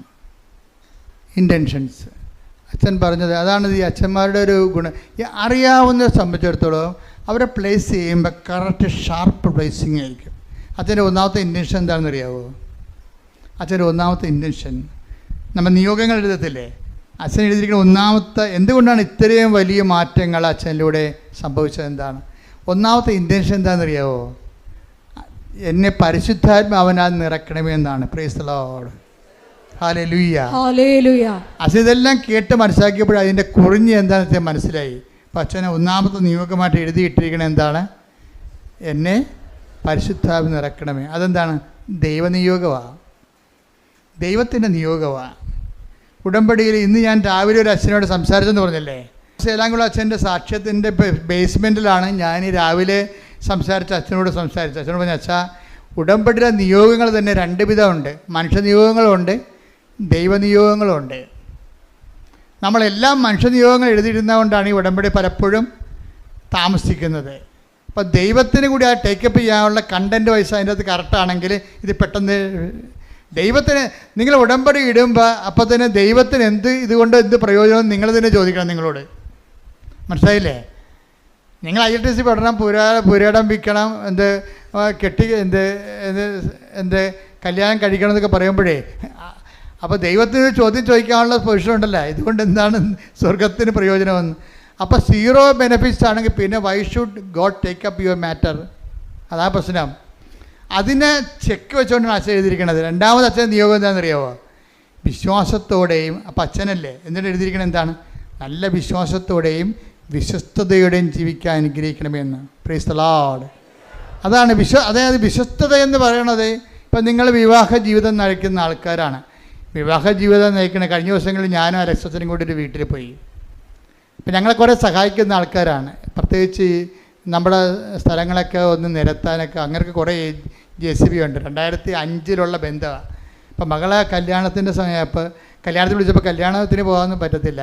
അതുകൊണ്ട് ജസ്റ്റ് സമയം കിട്ടിയപ്പോൾ ആ വീടൊന്ന് പ്രാർത്ഥിക്കാൻ പോയി. അപ്പം ഞാൻ ആ മകളോട് പ്രാർത്ഥിച്ച് കഴിഞ്ഞ് കെട്ടാൻ പോണ പെണ്ണിനോട് അടുത്ത് വിളിച്ചിട്ട് പറഞ്ഞ്, അതായത് ഇതെന്ന് പറയണത് നമുക്ക് ഇപ്പോഴേ എല്ലാ ആൾക്കാർക്കും ഒരു ടൈം കഴിഞ്ഞ് കഴിഞ്ഞാൽ ഇതിൻ്റെ മണവും ഗുണവും മാറണമെങ്കിൽ, പണ്ട് കല്യാണത്തിന് മണവും ഗുണവും മാറണമെങ്കിൽ 5 കൊല്ലം എടുക്കും. ഇന്ന് 5 ദിവസം മതി ഇത് മാറാൻ. അത്രയേ ഉള്ളൂ. ടൈം എന്ത് കുറഞ്ഞു. മണവും ഗുണവും എന്നൊക്കെ പറയുന്നത് നാട്ടുകാരുടെ ഭാഷയാണത് കേട്ടോ. അത് നമ്മളെ പിടിച്ചു നിർത്തുന്ന ആകർഷകമായ അട്രാക്റ്റീവ്നെസ്, അതാണ് മണവും ഗുണവും എന്ന് പറയുന്നത്. പണ്ടത്തെ അമ്മാമ്മമാരുടെ ഭാഷ. കല്യാണത്തിന് മണവും ഗുണമൊക്കെ മാറണമെങ്കിൽ പണ്ട് 5 കൊല്ലമൊക്കെ എടുക്കുമായിരുന്നു. ഇപ്പം 5 ദിവസം എടുത്താൽ മതി. അതിൻ്റെ കാരണം എന്താ? അതുകൊണ്ട് തന്നെ ഇത് ഡേഞ്ചറസ് പോയിൻ്റാണ്. പിരിയുന്നവർക്ക് പിരിയാൻ ഒരുപാട് കാരണങ്ങളുണ്ട്. പിരിയാതിരിക്കാൻ ഒറ്റ കാര്യമേ ഉള്ളൂ. എന്താണ്? ക്രിസ്തുവിൻ്റെ നാമത്തിലാണ് ഞാൻ ജീവിത പങ്കാളിയെ സ്വീകരിച്ചിരിക്കുന്നത്. Praise the Lord. ഹല്ലേലൂയ. അപ്പം അവൻ്റെ നാമത്തിലാകുമ്പോൾ വിശ്വസ്തത ഇതിൻ്റെ മെയിൻ സംഭവമാണ്. ഉടമ്പടി വർക്ക് ചെയ്യണത് വിശ്വാസമല്ലേ? നിങ്ങളെ ആൾക്ക് തെറ്റിദ്ധരിച്ചിട്ടാണ്. വിശ്വാസമില്ലാതെ നമ്മൾ ഇവിടം വരെ വരുമോ? ഇനി തിരിച്ചു പോകണത് എന്താണ്? വിശ്വസ്തതയിൽ വളരാനാണ് തിരിച്ചു പോണത്, വിശ്വാസം വളരാനല്ല. നിങ്ങൾ വരണത് വിശ്വാസത്തിൽ ആണ് പോണത് വിശ്വസ്തതയിൽ വളരാനാണ് പോണത്. എന്താണ്? നിങ്ങൾ ഒരാളെ കൂടി ചേർത്തിട്ടുണ്ട്. ആരാണ്? ബയലാറ്ററൽ എഗ്രിമെൻ്റാണ്. കർത്താവുമായിട്ട് നിങ്ങൾ ഉഭയകക്ഷി സമ്മതമാണ്. ഇനി നിങ്ങൾ തമ്മിലുള്ള വിശ്വസ്തതയുടെ പോയിൻ്റുണ്ട്. അപ്പോൾ വിശ്വസ്തത എന്ന് പറയേണ്ടത് അത് എല്ലാ ജീവിതത്തിലും ദൈവവുമായിട്ടുള്ള എല്ലാ കല്യാണത്തിലുള്ള വിശ്വസ്തത എന്താണ്? ദൈവം യോജിപ്പിച്ചത് കൊണ്ടാണ് നമ്മൾ അത് മനുഷ്യൻ വേർപിരിക്കരുതെന്ന് പറയണത്. ദൈവം യോജിപ്പിച്ചത് കൊണ്ടാണ്. ഇപ്പോൾ PR ഉണ്ടാകുന്ന അവിടെ ചെന്നപ്പോൾ അമേരിക്കയിൽ ചെന്ന് പറഞ്ഞ് ഇയാൾക്ക് PR ഇല്ല എന്നും പറഞ്ഞുകൊണ്ട് അവൾ ഉടനെ അടുത്ത ടിക്കറ്റ് എടുത്ത് നാട്ടിലോട്ട് പോകുന്നു. അവൾക്ക് PR ഇല്ല. PR എന്ന് പറഞ്ഞാൽ ഉടനെ പിരിയണേ. ഇതൊക്കെ അപ്പം നീ എന്തിനാണ് കർത്താവിൻ്റെ തിരുസന്നിധിയിൽ വന്ന് നിന്നത്? ഇയാൾക്ക് PR ഉണ്ട്, അതുകൊണ്ട് കല്യാണം കഴിക്കണം എന്നാണ് പറയണത്.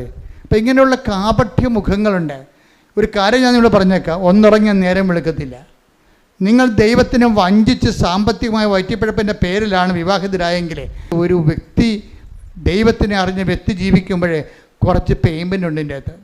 നിങ്ങൾ ഓർക്കരുത്, ഇത് ഈ കുരിശുരൂപം എന്തിനാണ്? ഞാൻ എല്ലാവരും കുരിശുരൂപം വേണ്ട, കുരിശ് മതി എന്നൊക്കെ പറഞ്ഞുകൊണ്ട് കുരിശുരൂപം വേണ്ടെന്നൊക്കെ പറയുമ്പോഴും ഞാൻ എന്താണ് വലിയ കർത്താവിന് ഇങ്ങനെ കുരിശ് തറച്ച് അൾത്താറയിൽ ഇങ്ങനെ അടുപ്പിച്ച് വെച്ചിരിക്കുന്നത് എന്തിനാണ്? പേയ്മെൻ്റാണിത്.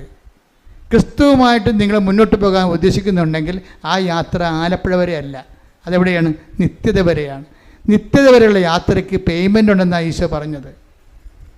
ചില പ്രയാസങ്ങളും ചില പീഡാസഹനങ്ങളും ഈ ജീവിതത്തിൽ വരുമ്പോഴേ ക്രിസ്തുവിൻ്റെ നാമത്തിലെടുക്കുന്നതാണ് വിശ്വസ്തത എന്ന് പറയുന്നത്.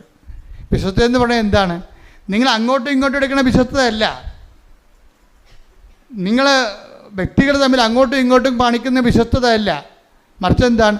നിങ്ങൾ ദൈവത്തിൻ്റെ മുമ്പിൽ ദൈവത്തിൻ്റെ നാമത്തിലെടുത്തിട്ടുള്ളത് കൊണ്ടാണ് വിശ്വസ്തത എന്ന് പറയണത്. അതുകൊണ്ട് ദൈവത്തിൻ്റെ നാമം എന്ന് പറയുമ്പോൾ നിങ്ങൾ നിത്യത വരെയാണ് സംരക്ഷിക്കുന്നത്. നിത്യത വരെയാണ് സംരക്ഷിക്കുന്നത്. നിങ്ങളൊരു കൊച്ചു ജനിച്ച് കഴിയുമ്പോൾ നിങ്ങൾ കണ്ണീരോടെ അതിൻ്റെ ജ്ഞാനസ്ഥാന സമയത്ത് മുട്ടുകുത്തി കർത്താവിനോട് പറയണം, ഈ കുഞ്ഞിനെ വളർത്തി പുണ്യവാനാക്കി വിവാഹം കഴിപ്പിക്കാൻ വേണ്ടി അൾത്താറെ വരുമ്പോൾ അന്ന് ഞങ്ങൾ രണ്ടുപേരും കർത്താവിൻ്റെ മുമ്പിൽ ഒരുമിച്ചുണ്ടാകണമെന്ന്. മനസ്സിലായില്ലേ? കർത്താവ് ഇവിടെ വരുമ്പോൾ അപ്പനെ കാണാനില്ല, അപ്പൻ ഡൈവേഴ്സിലാണ്. അമ്മയെ കാണാനില്ല, അമ്മ ഡൈവേഴ്സിലാണ്. വേറെ ഒരുത്തരും ഇവിടെ പൊറുക്കുകയാണ്. അങ്ങനെ വന്നു കഴിഞ്ഞാൽ പിന്നെ നിങ്ങൾക്ക് എന്തെങ്കിലും അൾത്താറെ വരാൻ കാര്യം? നിങ്ങൾ ഓരോരുത്തരുടെ കൂടെ കെട്ടിയവൻ്റെ കൂടെ പൊറുക്കാതെ അവനിലുണ്ടായ കുഞ്ഞിനെ കല്യാണം കഴിപ്പിക്കാൻ വേണ്ടി നീ ഇങ്ങനെ ഉടുത്ത് കെട്ടി മേക്കപ്പൊക്കെ ചെയ്തുകൊണ്ട് വന്നിട്ട് നിൻ്റെ കൂടെ കർത്താവിൻ്റെ കൂടെ വിശ്വസ്തയോടെ നീ ഏറ്റെടുത്ത ജീവിത പങ്കാളി നിൻ്റെ കൂടെ ഒരുമിച്ച് ജീവിക്കണില്ല എന്നുണ്ടെങ്കിൽ പിന്നെ നിനക്ക് എന്ത് റൈറ്റാണ് കർത്താവിന് മുമ്പിൽ വന്നത്? നീ ആ ജീവിച്ച് വഴിപിഴച്ച് 2-4 കഴിയതിന് ശേഷം നിൻ്റെ മകളെ കർത്താവിന് വീണ്ടും പിഴപ്പിക്കാൻ വേണ്ടിയാണ് നീ പിശാച വരണത്. ഇത് ഒരു നടക്ക് പോകത്തില്ല. നിങ്ങളോട് പലരും പല രീതിയിൽ പറയും, അതൊക്കെ കുഴപ്പമൊന്നുമില്ല. ഈ കാലത്തിൻ്റെ ഒപ്പം അനുസരിച്ച് പോകും. മനുഷ്യന് ജീവിതമാണ് വലുത്, ഒരു ജീവിതമേ ഉള്ളെന്നൊക്കെ പറയും. ഓർക്കുക, ഇതൊക്കെ ഇങ്ങനെയുള്ള വർത്തമാനങ്ങൾ, ഒരു ജീവിതമേ ഉള്ളെന്നും പറഞ്ഞുകൊണ്ട് എന്തുമാത്രം പേരുടെ നിത്യജീവിതം പിശാച് അവതാളത്തിലാക്കിയിട്ടുണ്ടെന്ന് അറിയാമോ? ഒരു ജീവിതമേ ഉള്ളൂ എന്നും പറഞ്ഞുകൊണ്ട് പിശാച് ഈ എത്രയോ മനുഷ്യരുടെ നിത്യജീവിതം അപതാളത്തിലാക്കിയിട്ടുണ്ടെന്നുള്ളത് വിവേചിച്ച് മനസ്സിലാക്കണമെങ്കിൽ കുറഞ്ഞ പക്ഷം ഒരു മിനിമം ഹോളി സ്പിരിറ്റ് വേണം. അതുകൊണ്ടാണ് അച്ഛൻ എഴുതിയിരിക്കുന്നത്, എനിക്ക് പരിശുദ്ധാത്മ നൽകണമേ, നിറക്കണമേ, നിലനിർത്തണമേ എന്ന് പ്രാർത്ഥിക്കുന്നത്. കാര്യം ഒരു ജീവിതമേ ഉള്ളൂ എന്ന് നമ്മൾ പറയുന്നത് ആരാണ്? കർത്താവ് പണ്ട് ഒരു അന്ധനെ സുഖപ്പെടുത്തിയില്ലേ? അത് വായിച്ചോളൂ, മർക്കോസിന്റെ സുവിശേഷത്തിൽ 8:22. ശ്രുതികട്ടെ ഹല്ലേലൂയ ഹല്ലേലൂയ ഹല്ലേലൂയ ഹല്ലേലൂയ. യേശുവേ നന്ദി. ഹല്ലേലൂയ ഹല്ലേലൂയ ഹല്ലേലൂയ ഹല്ലേലൂയ ഹല്ലേലൂയ. യേശുവേ സ്തുതി. ഹല്ലേലൂയ. മർക്കോസ് 8:22, 23, 24, 25, 26 വായിച്ചേ. ശ്രുതികട്ടെ ഹല്ലേലൂയ ഹല്ലേലൂയ ഹല്ലേലൂയ. പിന്നീട് അവൻ ബെത്സയിദയിലെത്തി. കുറെ പേർ ഒരു അന്ധനെ കണ്ണുകാണാൻ മനുഷ്യനെ അന്ധനെ അവന്റെ അടുത്ത് കൊണ്ടുവന്ന് അവനെ സ്പർശിക്കണമെന്ന് യേശുവിനോട് അപേക്ഷിച്ചു. അവൻ അന്ധനെ കൈക്ക് പിടിച്ച് ഗ്രാമത്തിന് വെളിയിലേക്ക് കൊണ്ടുപോയി അവന്റെ കണ്ണുകളിൽ തുപ്പിയ ശേഷം അവന്റെ മേൽ കൈകൾ വെച്ചുകൊണ്ട് ചോദിച്ചു, നീ എന്തെങ്കിലും കാണുന്നുണ്ടോ? നോക്കിയിട്ട് അവൻ പറഞ്ഞു, ഞാൻ മനുഷ്യരെ കാണുന്നുണ്ട്. അവർ മരങ്ങളെ പോലിരിക്കുന്നു, നടക്കുന്നതായും കാണുന്നു. യേശു വീണ്ടും അവന്റെ കണ്ണുകളിൽ കൈകൾ വെച്ചു. അവൻ സൂക്ഷിച്ചു നോക്കി, കാഴ്ച തിരിച്ചു കിട്ടുകയും ചെയ്തു. അവൻ എല്ലാ വസ്തുക്കളും വ്യക്തമായി കണ്ടു. ഗ്രാമത്തിൽ പ്രവേശിക്കുക പോലും ചെയ്യരുതെന്ന് എന്ന് പറഞ്ഞ് യേശു അവനെ വീട്ടിലേക്ക് അയച്ചു. കണ്ട എന്താ വിഷയം? ഇവിടെ അവസാനം പറഞ്ഞിരിക്കുന്നത് എന്താ? ഗ്രാമത്തിൽ ഇലവരാദികളുണ്ടല്ലേ അവിടെ. ദൈവത്തിൻ്റെ കൃപയിൽ വന്ന് നീ കർത്താവിൻ്റെ ഒരു അനുഗ്രഹം പ്രാപിച്ചു കഴിഞ്ഞാൽ പലപ്പോഴും ആ അനുഗ്രഹത്തിനെതിരെ സംസാരിക്കുന്ന ഒരു വീട്ടിലും ഉണ്ടാകും, അതുപോലെ തന്നെ നാട്ടിലും ഉണ്ടാകും. ചിലർ പറയും ഇത് പ്രാർത്ഥിച്ചില്ലേലും നടക്കുമായിരുന്നു. അതാണ് ഗ്രാമം എന്ന് പറയണത്. മനസ്സിലായോ? പല്ലിലക്കാത്തമാരും ദൈവിക പ്രവൃത്തികൾ വെളിപ്പെട്ട് കഴിഞ്ഞാൽ ഉടനെ പല്ലിളിക്കുകയും വെള്ളറി പിടിക്കുകയും ചെയ്യുന്ന ആർക്കാണ്? പിശാചിനാ. ദൈവിക പ്രവൃത്തികൾ വെളിപ്പെട്ട് കഴിഞ്ഞാൽ അത് ദൈവിക പ്രവൃത്തികളല്ല എന്ന് പറയും. ദൈവത്തെ അംഗീകരിച്ചു കഴിഞ്ഞാൽ എന്ത് പറ്റും? തങ്ങളുടെ ജീവിതത്തിൽ കാണിച്ചു കൂട്ടിയിരിക്കുന്ന വൃത്തികെട്ട ജീവിതങ്ങൾ തെറ്റായിട്ട് ഇന്നല്ലെങ്കിൽ നാളെ അവർ വിചാരണ ചെയ്യപ്പെടും. എന്തുകൊണ്ടാണ് മനുഷ്യൻ ദൈവത്തെ അംഗീകരിക്കുന്നത് പോരായ്മയെ കരുതുന്നത്? ഒന്ന്, അവൻ തന്നെയാണ് ദൈവം എന്ന് പറയുമ്പോഴാണല്ലോ പോരായ്മ. രണ്ടാമത്തെ കാര്യം അതല്ല, ദൈവം ഉണ്ടെന്ന് മനസ്സിലാക്കി കഴിഞ്ഞാൽ അവന് പേടിയാണ്. എന്താ കാര്യം? അവൻ ചെയ്തതെല്ലാം വെളിപ്പെടും. കുറച്ച് പേരുടെ കാര്യങ്ങൾ കുറച്ച് കഴിഞ്ഞേ വെളിപ്പെടുത്തുള്ളൂ എന്ന് പറഞ്ഞില്ലേ? അപ്പം പക്ഷേ വെളിപ്പെടുമെന്നുള്ള കാര്യം ഉറപ്പാണ്. അത് ഓർക്കുമ്പോൾ ദൈവത്തെ എങ്ങനെയെങ്കിലും ഇല്ല എന്ന് അവനെക്കൊണ്ട് തന്നെ അവനെ വിശ്വസിപ്പിച്ചുകൊണ്ട് അവൻ്റെ പാപത്തിൽ അവനെ അഭിരമിക്കാൻ വേണ്ടിയുള്ള പൈശാചികമായ ത്വര നിൽക്കുന്ന കാരണം നിങ്ങളുടെ ദൈവ അനുഭവത്തെ അവൻ നിഷേധിക്കാൻ സാധ്യതയുണ്ട്. അങ്ങനെയുള്ളവരുടെ ഗ്രാമത്തിലും കൂട്ടായ്മയിലും നീ പ്രവേശിക്കരുതെന്ന് പറയും. അതുകൊണ്ട് തന്നെ നിൻ്റെ ഉടമ്പടി ജീവിതം എന്ന് പറയുന്നത് ഒരു വേർപാട് ജീവിതമാണ്. വേർപാട് ജീവിതം എന്ന് പറഞ്ഞ് ഒറ്റക്കിരിക്കുന്ന ജീവിതമല്ല, ലോകത്തോടുള്ള വേർപാടാണ്. ഇപ്പം ലോകത്തിൽ ദൈവത്തിനേക്കാൾ അംഗീകാരമുള്ള, ദൈവത്തെക്കാൾ കൂടുതൽ ദൈവത്തിൻ്റെ കൂടെ നിന്നതിനേക്കാൾ കൂടുതൽ സന്തോഷങ്ങൾ, അംഗീകാരങ്ങൾ, അതിന് പത്രാസുകൾ, ഇങ്ങനെയൊക്കെയുള്ള വിഷയങ്ങൾ ലോകത്തിൽ അതിൽ അഭിരമിക്കുന്ന അനേകം മക്കളുണ്ട്. അധികാരത്തിൽ അഭിരമിക്കുന്നവരുണ്ട്. അവർ ആ കാര്യത്തിലെല്ലാം അവർ ആ വിഷയത്തിൽ സെക്യൂറാണ്. അപ്പോൾ ദൈവത്തെ സ്വീകരിച്ചു കഴിഞ്ഞാൽ അവർക്ക് ഉടനെ ഒരു ഫ്രസ്ട്രേഷൻ വരും. അതുകൊണ്ട് തന്നെ ദൈവത്തെ ഇവർ തള്ളി മാറ്റുകയും ദൈവികമായ കാര്യങ്ങൾ കേൾക്കുമ്പോൾ തലതിരിക്കുകയും റേഡിയോ മൊബൈൽ ഓഫ് ചെയ്യുകയും അങ്ങനെ നിങ്ങളെ നിഷേധിക്കുകയും അങ്ങനെ പല ഗ്രാമങ്ങളിൽ അങ്ങനെ പല അതാണ് 26 8:26 മർക്കോസ് 8:26 ഗ്രാമത്തിൽ പ്രവേശിക്കുക പോലും ചെയ്യരുത് എന്ന് പറഞ്ഞ് ഗ്രാമത്തിൽ പ്രവേശിക്കുക പോലും ചെയ്യരുത് എന്ന് പറഞ്ഞ് യേശു അവനെ വീട്ടിലേക്ക് അയച്ചു.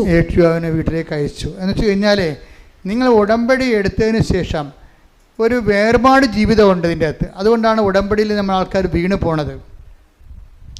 ഈ വേർപാട് ജീവിതം ആൾക്കാർക്ക് പല ആൾക്കാർക്കും അറിയത്തില്ല അതിനെക്കുറിച്ച്. അതറിയണമെന്നുണ്ടെങ്കിൽ ബൈബിളിൻ്റെ മുഴുവൻ വചനങ്ങളിലെല്ലാം ഈ വേർപാട് ജീവിതത്തെക്കുറിച്ച് പറയുന്നുണ്ട്. അതായത് ദൈവത്തെ നിരക്കാത്ത ജീവിത രീതികളും മനോഭാവങ്ങളും നിലപാടുകളും നയങ്ങളും ഒക്കെ സൂക്ഷിക്കുന്ന ആൾക്കാരിൽ നിന്ന് ഒരു കീപ്പ് എ റെസ്പെക്റ്റബിൾ ഡിസ്റ്റൻസ്.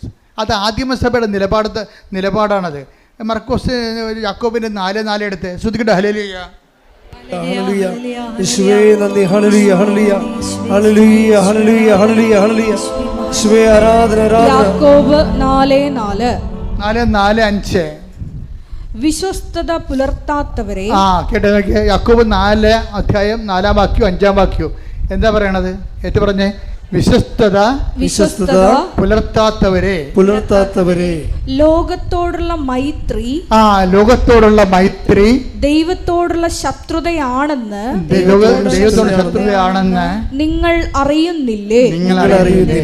ലോകത്തിന്റെ മിത്രമാകാൻ ആഗ്രഹിക്കുന്നവൻ. ഇതാണ് പ്രലോഭനം എന്ന് പറയുന്നത്. എല്ലാവർക്കും ഉള്ള ലോകത്തിന്റെ മിത്രമാകാൻ ആഗ്രഹിക്കുന്നവരെ തന്നെ ദൈവത്തിന്റെ ശത്രുവാക്കുന്നു. ഉടമ്പടി എടുത്ത ആൾക്കാരും പിന്നീട് ദൈവത്തെ അംഗീകരിക്കാത്തവരുടെ കൂട്ടായ്മയിലും അവർ പറയണം ശരിയാണല്ല, അതും ശരിയാണല്ല, ഇതും ശരിയാണെന്നൊക്കെ പറഞ്ഞു കഴിഞ്ഞാൽ ഒത്തുതീർപ്പ് ചെയ്യും. ലോകത്തോട് ഒത്തുതീർപ്പാകും. ഒത്തുതീർപ്പായി കഴിഞ്ഞാൽ എന്ത് പറ്റിയ? ലോകത്തോടുള്ള മിത്രം ദൈവത്തോടുള്ള ശത്രുതയാണെന്ന് നിങ്ങൾ അറിയുന്നില്ലേ? അടുത്ത വചനം എന്താ? നമ്മിൽ നിക്ഷേപിച്ചിരിക്കുന്ന നിക്ഷേപിച്ചിരിക്കുന്ന ആത്മാവിനെ ദൈവം അസൂയയോടെ അഭിലഷിക്കുന്നു എന്ന തിരുവെഴുത്ത് വൃഥാ ആണെന്ന് നിങ്ങൾ വിചാരിക്കുന്നുവോ? അപ്പൊ നമ്മളിൽ പരിശുദ്ധാത്മാവ് നിറഞ്ഞു കഴിഞ്ഞാൽ ദൈവത്തിനോട് നമ്മളോട് വല്ലാത്ത ആകർഷണമുണ്ടാകും. ഇപ്പം ഈ ഞാൻ പറഞ്ഞ മാത്യു അച്ഛൻ്റെ വിഷയം എന്താ? അച്ഛനിൽ തന്നെ ഇതുപോലെ തന്നെ പരിശുദ്ധാത്മാവ് നിറഞ്ഞ് സുവിശേഷം വളരെ സന്തോഷത്തോടു കൂടിയാണ് അച്ഛൻ പങ്കുവെക്കണത്. അച്ഛൻ പങ്കുവെക്കുമ്പോൾ ആ സുവിശേഷത്തിൻ്റെ ഒരു പ്രചിരിമയുണ്ടല്ലോ, അതിങ്ങനെ പ്രജ്വലിക്കണ കാണാം. എന്നുവെച്ചാൽ ഓരോ സ്ഥലങ്ങളിലും അച്ഛൻ അനാഥാലയത്തിലൊക്കെ ചെല്ലും. മെൻ്റലി റിട്ടാർഡഡ് ആയിട്ടുള്ള ഒരു പേഴ്സൺ, ഒരു രോഗികൾ താമസിക്കുന്ന ഒരു സ്ഥലത്ത് ചെല്ലും. എന്നുവെച്ചാൽ അവർക്ക് ഫിസിക്കലി അച്ഛൻ പറയുന്നുണ്ടത് they are mentally retarded and physically handicapped. എന്നുവെച്ചാൽ അവർ മെൻ്റലി വെച്ചാൽ അവർ മാനസിക രോഗികളാണ്, പക്ഷേ അവരുടെ കൈയും കാലും പലതും ഇല്ല. അങ്ങനെ ഒരു ജന്മങ്ങൾ എന്തുമാത്രം കഷ്ടപ്പാടാണ്. അവരെ കാണാൻ അച്ഛൻ പോകും. എന്താ കാര്യം? അച്ഛനിൽ പരിശുദ്ധാത്മാവുണ്ട്. കാര്യം അച്ഛൻ എഴുതിയിരിക്കുന്നത് എന്താണ്? പരിശുദ്ധാത്മാവ്. അവരെ നമ്മൾ ആരെങ്കിലും പറഞ്ഞത് കേട്ട് ജോസഫച്ചൻ്റെ പ്രസംഗം കേട്ട് പോകുകയില്ലേ? അച്ഛൻ്റെ ഉള്ളിൽ തന്നെ കർത്താവിൻ്റെ വഴികളെ ഇതുപോലെയുള്ള വഴികളാണെന്ന് കണ്ടെത്തിയിട്ട് ഈ മെൻ്റലി റിട്ടാർഡഡിനെയും അതുപോലെ തന്നെ ഈ മനോരോഗികളെയും അംഗവൈകല്യമുള്ളവരെയും കാണാൻ വേണ്ടി അവരുടെ ഒരു സ്ഥാപനത്തിൽ അച്ഛൻ സ്ഥിരമായി പോകും. ഒരു ദിവസം അച്ഛൻ അവിടെ സ്ഥിരമായി പോയപ്പോൾ ഒരു ഗ്ലാസ് വെള്ളം ഒരു പയ്യന് കൊടുത്തു. അവൻ ചോദിച്ചു കുടിക്കാൻ ഇങ്ങനെ കാണിച്ച്, ഇപ്പോൾ സംസാരിക്കാൻ പറ്റുന്നില്ല, കുടിക്കാൻ വേണ്ടി കാണിച്ച്. അവന് ഉടനെ ഒരു ഗ്ലാസ് വെള്ളം, ശുദ്ധവെള്ളം അച്ഛൻ അവനെടുത്ത് കൊടുത്ത്. അവിടെ എല്ലാത്തിനും അച്ഛൻ ഭക്ഷണം കൊടുക്കുകയും പലവരും. അപ്പോൾ ഒരുത്ത വെള്ളം ചോദിച്ച് അവന് കൊടുത്തു. ആ വെള്ളം കൊടുത്ത് അവൻ പകുതിയോളം അത് കുടിച്ച് അങ്ങോട്ടും ഇങ്ങോട്ടും ഇട്ടാൽ കുടിക്കണവൻ. അറിയാമല്ലേ, മെൻ്റൽ റിട്ടയർഡ് ആൾക്കാർ തുപ്പൽ അങ്ങോട്ടിടും, അങ്ങോട്ട് വെച്ച് കുടിക്കും, പിന്നെ ഇടും. പകുതി കുടിച്ച് കഴിഞ്ഞപ്പോൾ ആ വെള്ളവും ഗ്ലാസ് എടുത്ത് അച്ഛനെ മോഹനൊക്കെ ഇറങ്ങി. ഈ തുപ്പലും വെള്ളം കൂടി അച്ഛനെ മേത്ത് വീണ്. അപ്പോൾ അച്ഛനൊരു കാഴ്ച കണ്ട്. ഇത് അച്ഛൻ ചിരിച്ച്. എന്താ അച്ഛൻ കണ്ടെന്നറിയാം? അത് ഉണ്ണീശയാണെന്ന് എനിക്ക് തോന്നിയെന്ന്. ഹല്ലേലൂയ, ഹല്ലേലൂയ, ഹല്ലേലൂയ. അതാണ് മൂന്നാം കാഴ്ച എന്ന് പറയുന്നത്. ഉടമ്പടിയുടെ മൂന്നാം കാഴ്ച എന്ന് പറയും. അതായത് നമ്മളെ ശിക്ഷിക്കുന്നവരും നമ്മൾ അനുഗ്രഹിക്കുമ്പോൾ തന്നെ നമ്മളെ ശിക്ഷിക്കുന്നവരുണ്ട്. നമ്മളെ സഹായിക്കുമ്പോൾ തന്നെ നമ്മളെക്കുറിച്ച് മോശം പറഞ്ഞു പരത്തുന്നവരുണ്ട്. അപ്പം അങ്ങനെ ഉള്ളവരെയൊക്കെ കാണുന്നതിന് വേറെ ഒരു കാഴ്ചയുണ്ട്. അതെന്താ വെച്ച് കഴിഞ്ഞാൽ നമ്മൾക്ക് വിഷമം. ഇപ്പം തന്നെ ഈ കർത്താവ് ഇവനോട് ചോദിക്കണം, 23 എടുത്തേ, 8:23 എടുത്തേ, അതിൻ്റെ മർക്കോസിൻ്റെ സുവിശേഷത്തിൽ ഈ അന്ധന് കാഴ്ച നൽകുന്നതിൻ്റെ പ്രോസസ്സ് നോക്കിയാൽ മനസ്സിലാവാതെ. ശ്രുതിക്കട്ടെ. ഹല്ലേലൂയ, ഹല്ലേലൂയ, ഹല്ലേലൂയ. അവൻ അന്ധനെ കൈക്ക് പിടിച്ച് ഗ്രാമത്തിന് വെളിയിലേക്ക് കൊണ്ടുപോയി അവന്റെ കണ്ണുകളിൽ തുപ്പിയ ശേഷം അവന്റെ മേൽ കൈകൾ വെച്ചുകൊണ്ട് ചോദിച്ചു, നീ എന്തെങ്കിലും കാണുന്നുണ്ടോ?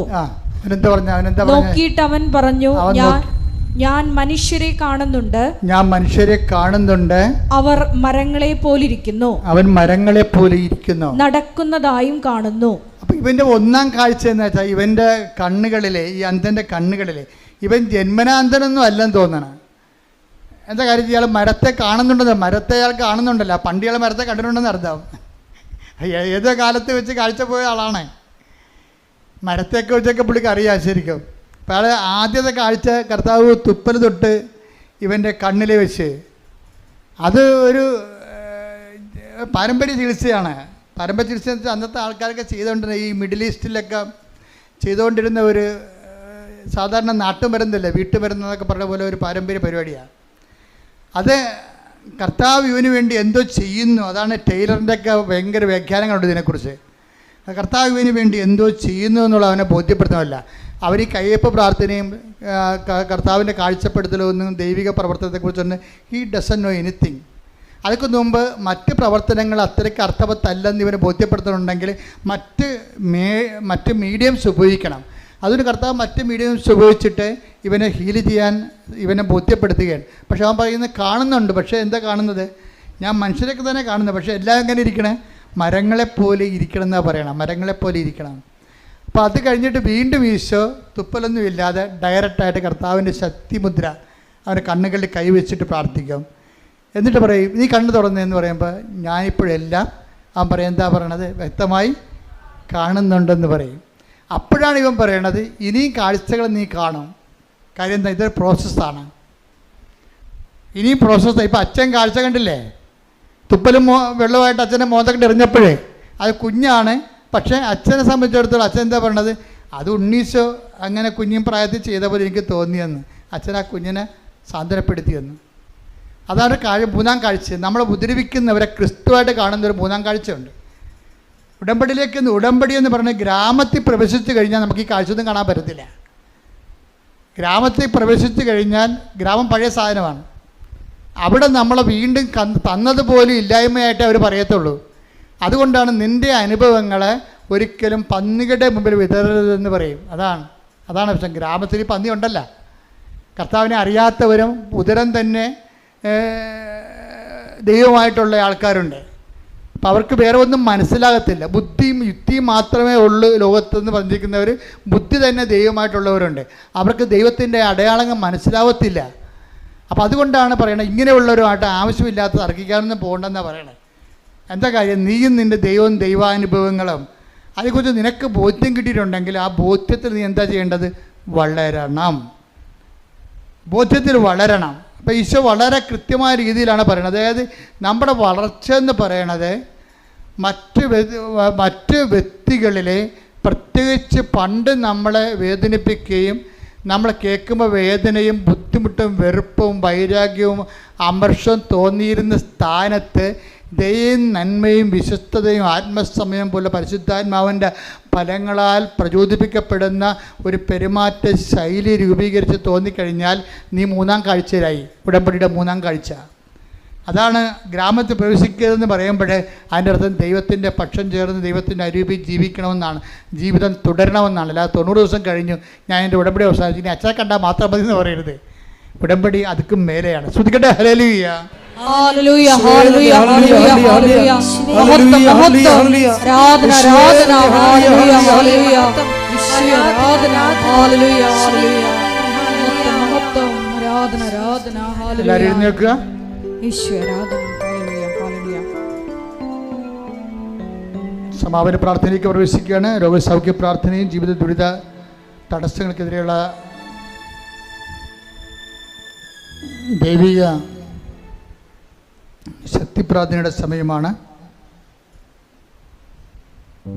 ഹല്ലേലൂയ ഹല്ലേലൂയ ഹല്ലേലൂയ ഹല്ലേലൂയ ഹല്ലേലൂയ ആരാധന മഹത്വം മഹത്വം ആരാധന ആരാധന ഹല്ലേലൂയ ഹല്ലേലൂയ ഈശ്വര ആരാധന ഹല്ലേലൂയ ഹല്ലേലൂയ ഹല്ലേലൂയ ഹല്ലേലൂയ മഹത്വം മഹത്വം ആരാധന ആരാധന ഹല്ലേലൂയ ഹല്ലേലൂയ ഈശ്വര ആരാധന ഹല്ലേലൂയ ഹല്ലേലൂയ ഈശ്വര നന്ദി ഈശ്വര ആരാധന ഹല്ലേലൂയ. അച്ഛൻ പ്രാർത്ഥിക്കുമ്പോഴും മക്കളെ ശ്രദ്ധിച്ചുകൊണ്ട് നിൽക്കുക. കർത്താവിൻ്റെ അരൂപി നിങ്ങളിലേക്ക് ആവശ്യിച്ചുകൊണ്ട് നിങ്ങൾ പ്രാർത്ഥിക്കുന്ന വിഷയത്തിന് വേണ്ടി ദൈവിക തീരുമാനം ഉണ്ടാകുന്ന ദൈവികമായ ഒരു സമയമാണിത്. പരിപൂർണമായി ആൾത്താരെ മനസ്സർപ്പിക്കണം. ഇതാണ് നിങ്ങളുടെ രക്ഷയുടെ സമയം, ഇതാണ് നിങ്ങളുടെ സൗഖ്യത്തിന്റെ സമയം, ഇതാണ് നിങ്ങളുടെ വിടുതലിൻ്റെ സമയം.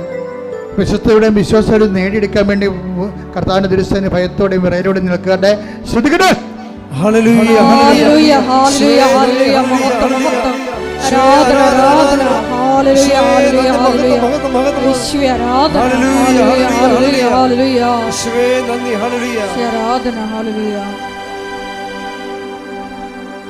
പരിശുദ്ധ പരമദിവ്യകാരുണ്യത്തിന് നേരവും ആരാധനയും സ്തുതിയും പുകഴ്ചയും ഉണ്ടായിരിക്കട്ടെ.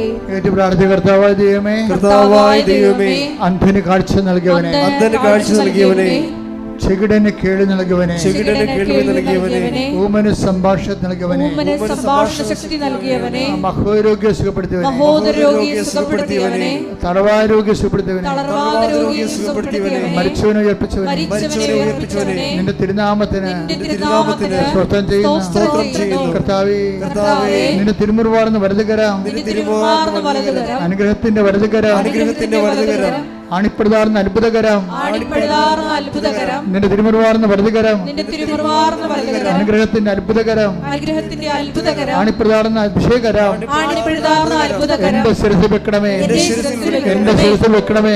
ശിരസിൽ വെക്കണമേ. കർത്താവേ, അടിപ്പിണർ പോലെ, അടിപിണർ പോലെ, വൈതാഘാതം പോലെ, വൈതാഘാതം പോലെ, ദൈവികമായ ശക്തി, ദൈവികമായ ശക്തി, ഉച്ച മുതല് ഉള്ളംകാൽ വരെ പ്രസരിക്കട്ടെ. അത്ഭുത ശക്തി, ദൈവിക ശക്തി, ഉച്ച മുതല് ഉള്ളംകാൽ വരെ പ്രസരിക്കട്ടെ. ഓൺലൈനിൽ പ്രാർത്ഥിക്കുന്നവരെല്ലാം, ഓൺലൈനിൽ പ്രാർത്ഥിക്കുന്നവരെല്ലാം കർത്താവിന്റെ കൃപ നിറയട്ടെ, കർത്താവിന്റെ കൃപ നിറയട്ടെ. ശരീരത്തിന് മുഴകള്, ശരീരത്തിലെ സിസ്റ്റുകള് യേശുവിന്റെ നാമത്തില് ഇപ്പോഴ് അപ്രത്യക്ഷമാകട്ടെ. ക്യാൻസർ രോഗികള്, കരളരോഗികള്, തൈറോയ്ഡ് രോഗികള്, ട്രാൻസ്ലേറ്റ് രോഗികള്, വെന്റിലേറ്റർ രോഗികള്, യേശു ക്രിസ്തുവിന്റെ ഉന്നതമായ നാമത്തിൽ സഭയുടെ അധികാരത്തിൽ പുരുഷന്റെ അടയാളത്തിൽ ദൈവിക ശക്തിയാൽ വിട്ടുമാറട്ടെ, വിട്ടുമാറട്ടെ. ഹല്ലേലൂയ ഹല്ലേലൂയ ഹല്ലേലൂയ യേശുവേ നന്ദി. ഹല്ലേലൂയ ഹല്ലേലൂയ ഹല്ലേലൂയ ഹല്ലേലൂയ ഹല്ലേലൂയ യേശുവേ ആരാധന ആരാധന ആരാധന. അരികിൽ വന്നേരേ സദയം തുടരേ സുഖമായി എന്നെ ഉള്ളം. അരികിൽ വന്നേരേ സദയം തുടരേ സുഖമായി എന്നെ ഉള്ളം. പ്രാർത്ഥി. കർത്താവായ ദൈവമേ, അങ്ങയുടെ തിരുമുറിവാർന്ന വലതുകരം, ആണിപ്പെടുതാർന്ന അത്ഭുതകരം ഈ നിമിഷം അങ്ങയുടെ മക്കളുടെ ശിരസിൽ വെക്കണമേ, ശിരസിൽ വെക്കണമേ. അടിപ്പിണർ പോലെ, ആഘാതം പോലെ ശരീരത്തിന്റെ ഓരോ കോശങ്ങളിലേക്ക്, ഓരോ പേശികളിലേക്ക്, ഓരോ ഞരമ്പുകളിലേക്ക്, അസ്ഥിബന്ധനങ്ങളിലേക്ക് കർത്താവിന്റെ രക്തം പടരട്ടെ, അസ്ഥിബന്ധനങ്ങളിലേക്ക് കർത്താവിന്റെ രക്തം പടരട്ടെ. ക്യാൻസർ രോഗങ്ങള്, രോഗങ്ങള്, ഉദരാശ രോഗങ്ങള്, ഈശോയുടെ രോഗങ്ങള്, രോഗങ്ങള്, ഭാഷ രോഗങ്ങള്, ആമാശ രോഗങ്ങള്, കുടലിന്റെ ചുരുക്കങ്ങള്, കുടലിന്റെ അൾസറ്, എല്ലാ രോഗങ്ങള് യേശുവിന്റെ നാമത്തിൽ, ജനിതക രോഗങ്ങള്, യേശുവിന്റെ നാമത്തിൽ മാറിപ്പോകട്ടെ. ഹല്ലേലൂയ ഹല്ലേലൂയ ഹല്ലേലൂയ യേശുവേ. ഹല്ലേലൂയ ഹല്ലേലൂയ ഹല്ലേലൂയ ഹല്ലേലൂയ ഹല്ലേലൂയ യേശുവേ നന്ദി. ഹല്ലേലൂയ. അരികിൽ വരേരേ സദയം തുടരേ സുഖമായി എന്നെ ഉള്ളം.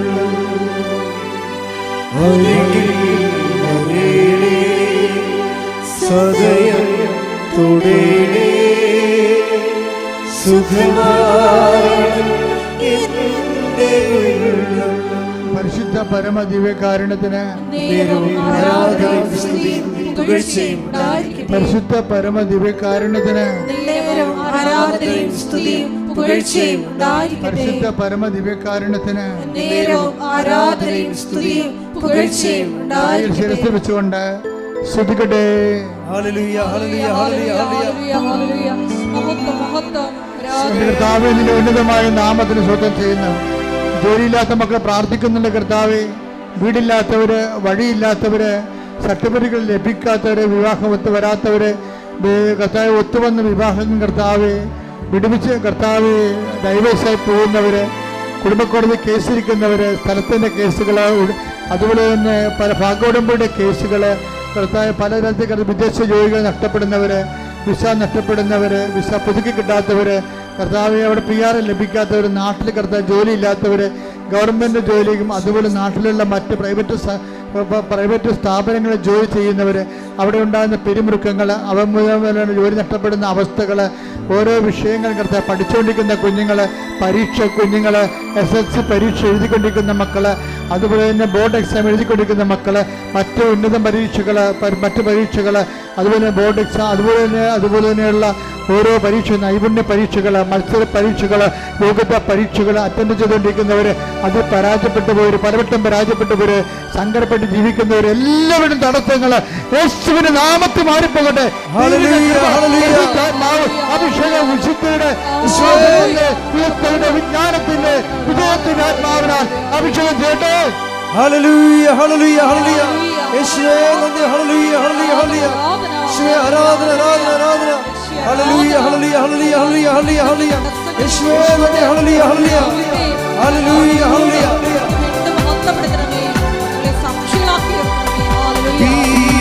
ജ്വാലയാ റൂഹായേ വരേവേ. ജ്വാലയാ റൂഹായേ വരേവേ. ആത്മാവിൽ നിറയേണമേ. അഭിഷേകം ചെയ്യണമേ. ആത്മാവിൽ നിറയേണമേ. അഭിഷേകം ചെയ്യണമേ. റൂഹായേ വരേണമേ.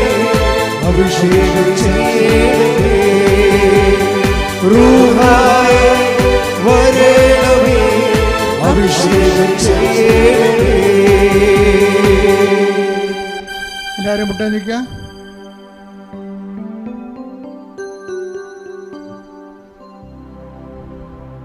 മൗനമായി പ്രാർത്ഥിക്കേണ്ട സമയമാണ്.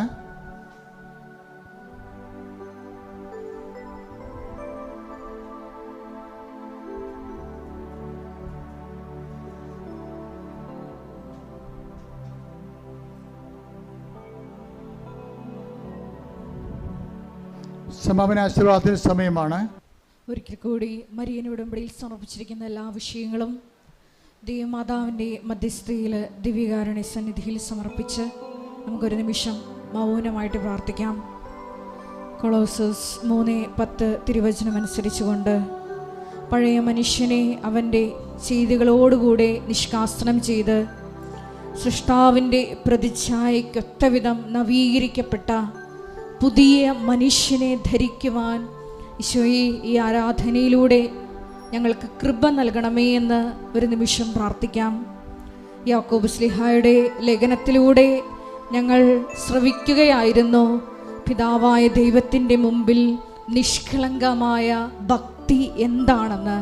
ഒന്നാമതായി ഞങ്ങൾ ശ്രവിക്കുകയുണ്ടായി, അനാഥരെയും വിധവകളുടെയും ഞെരുക്കങ്ങളിൽ അവരെ സഹായിക്കുക. രണ്ടാമതായി ലോകത്തിൻ്റെ കളങ്കമേൽക്കാതെ ജീവിക്കുക എന്നത്.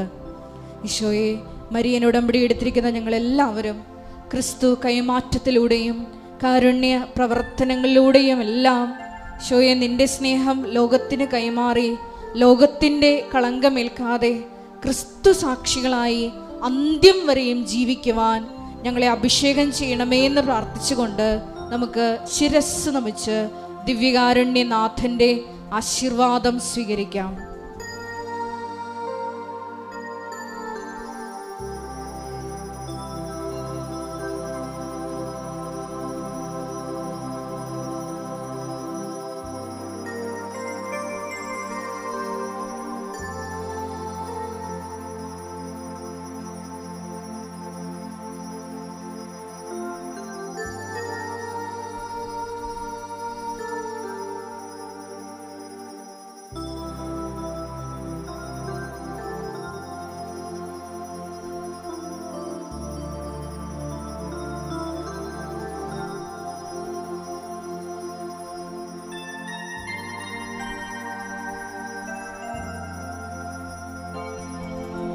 പരിശുദ്ധ പരമ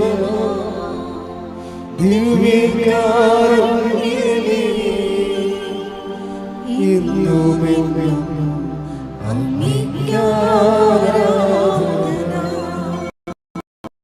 പരിശുദ്ധ പരമ ദിവ്യകാരുണ്യമേ,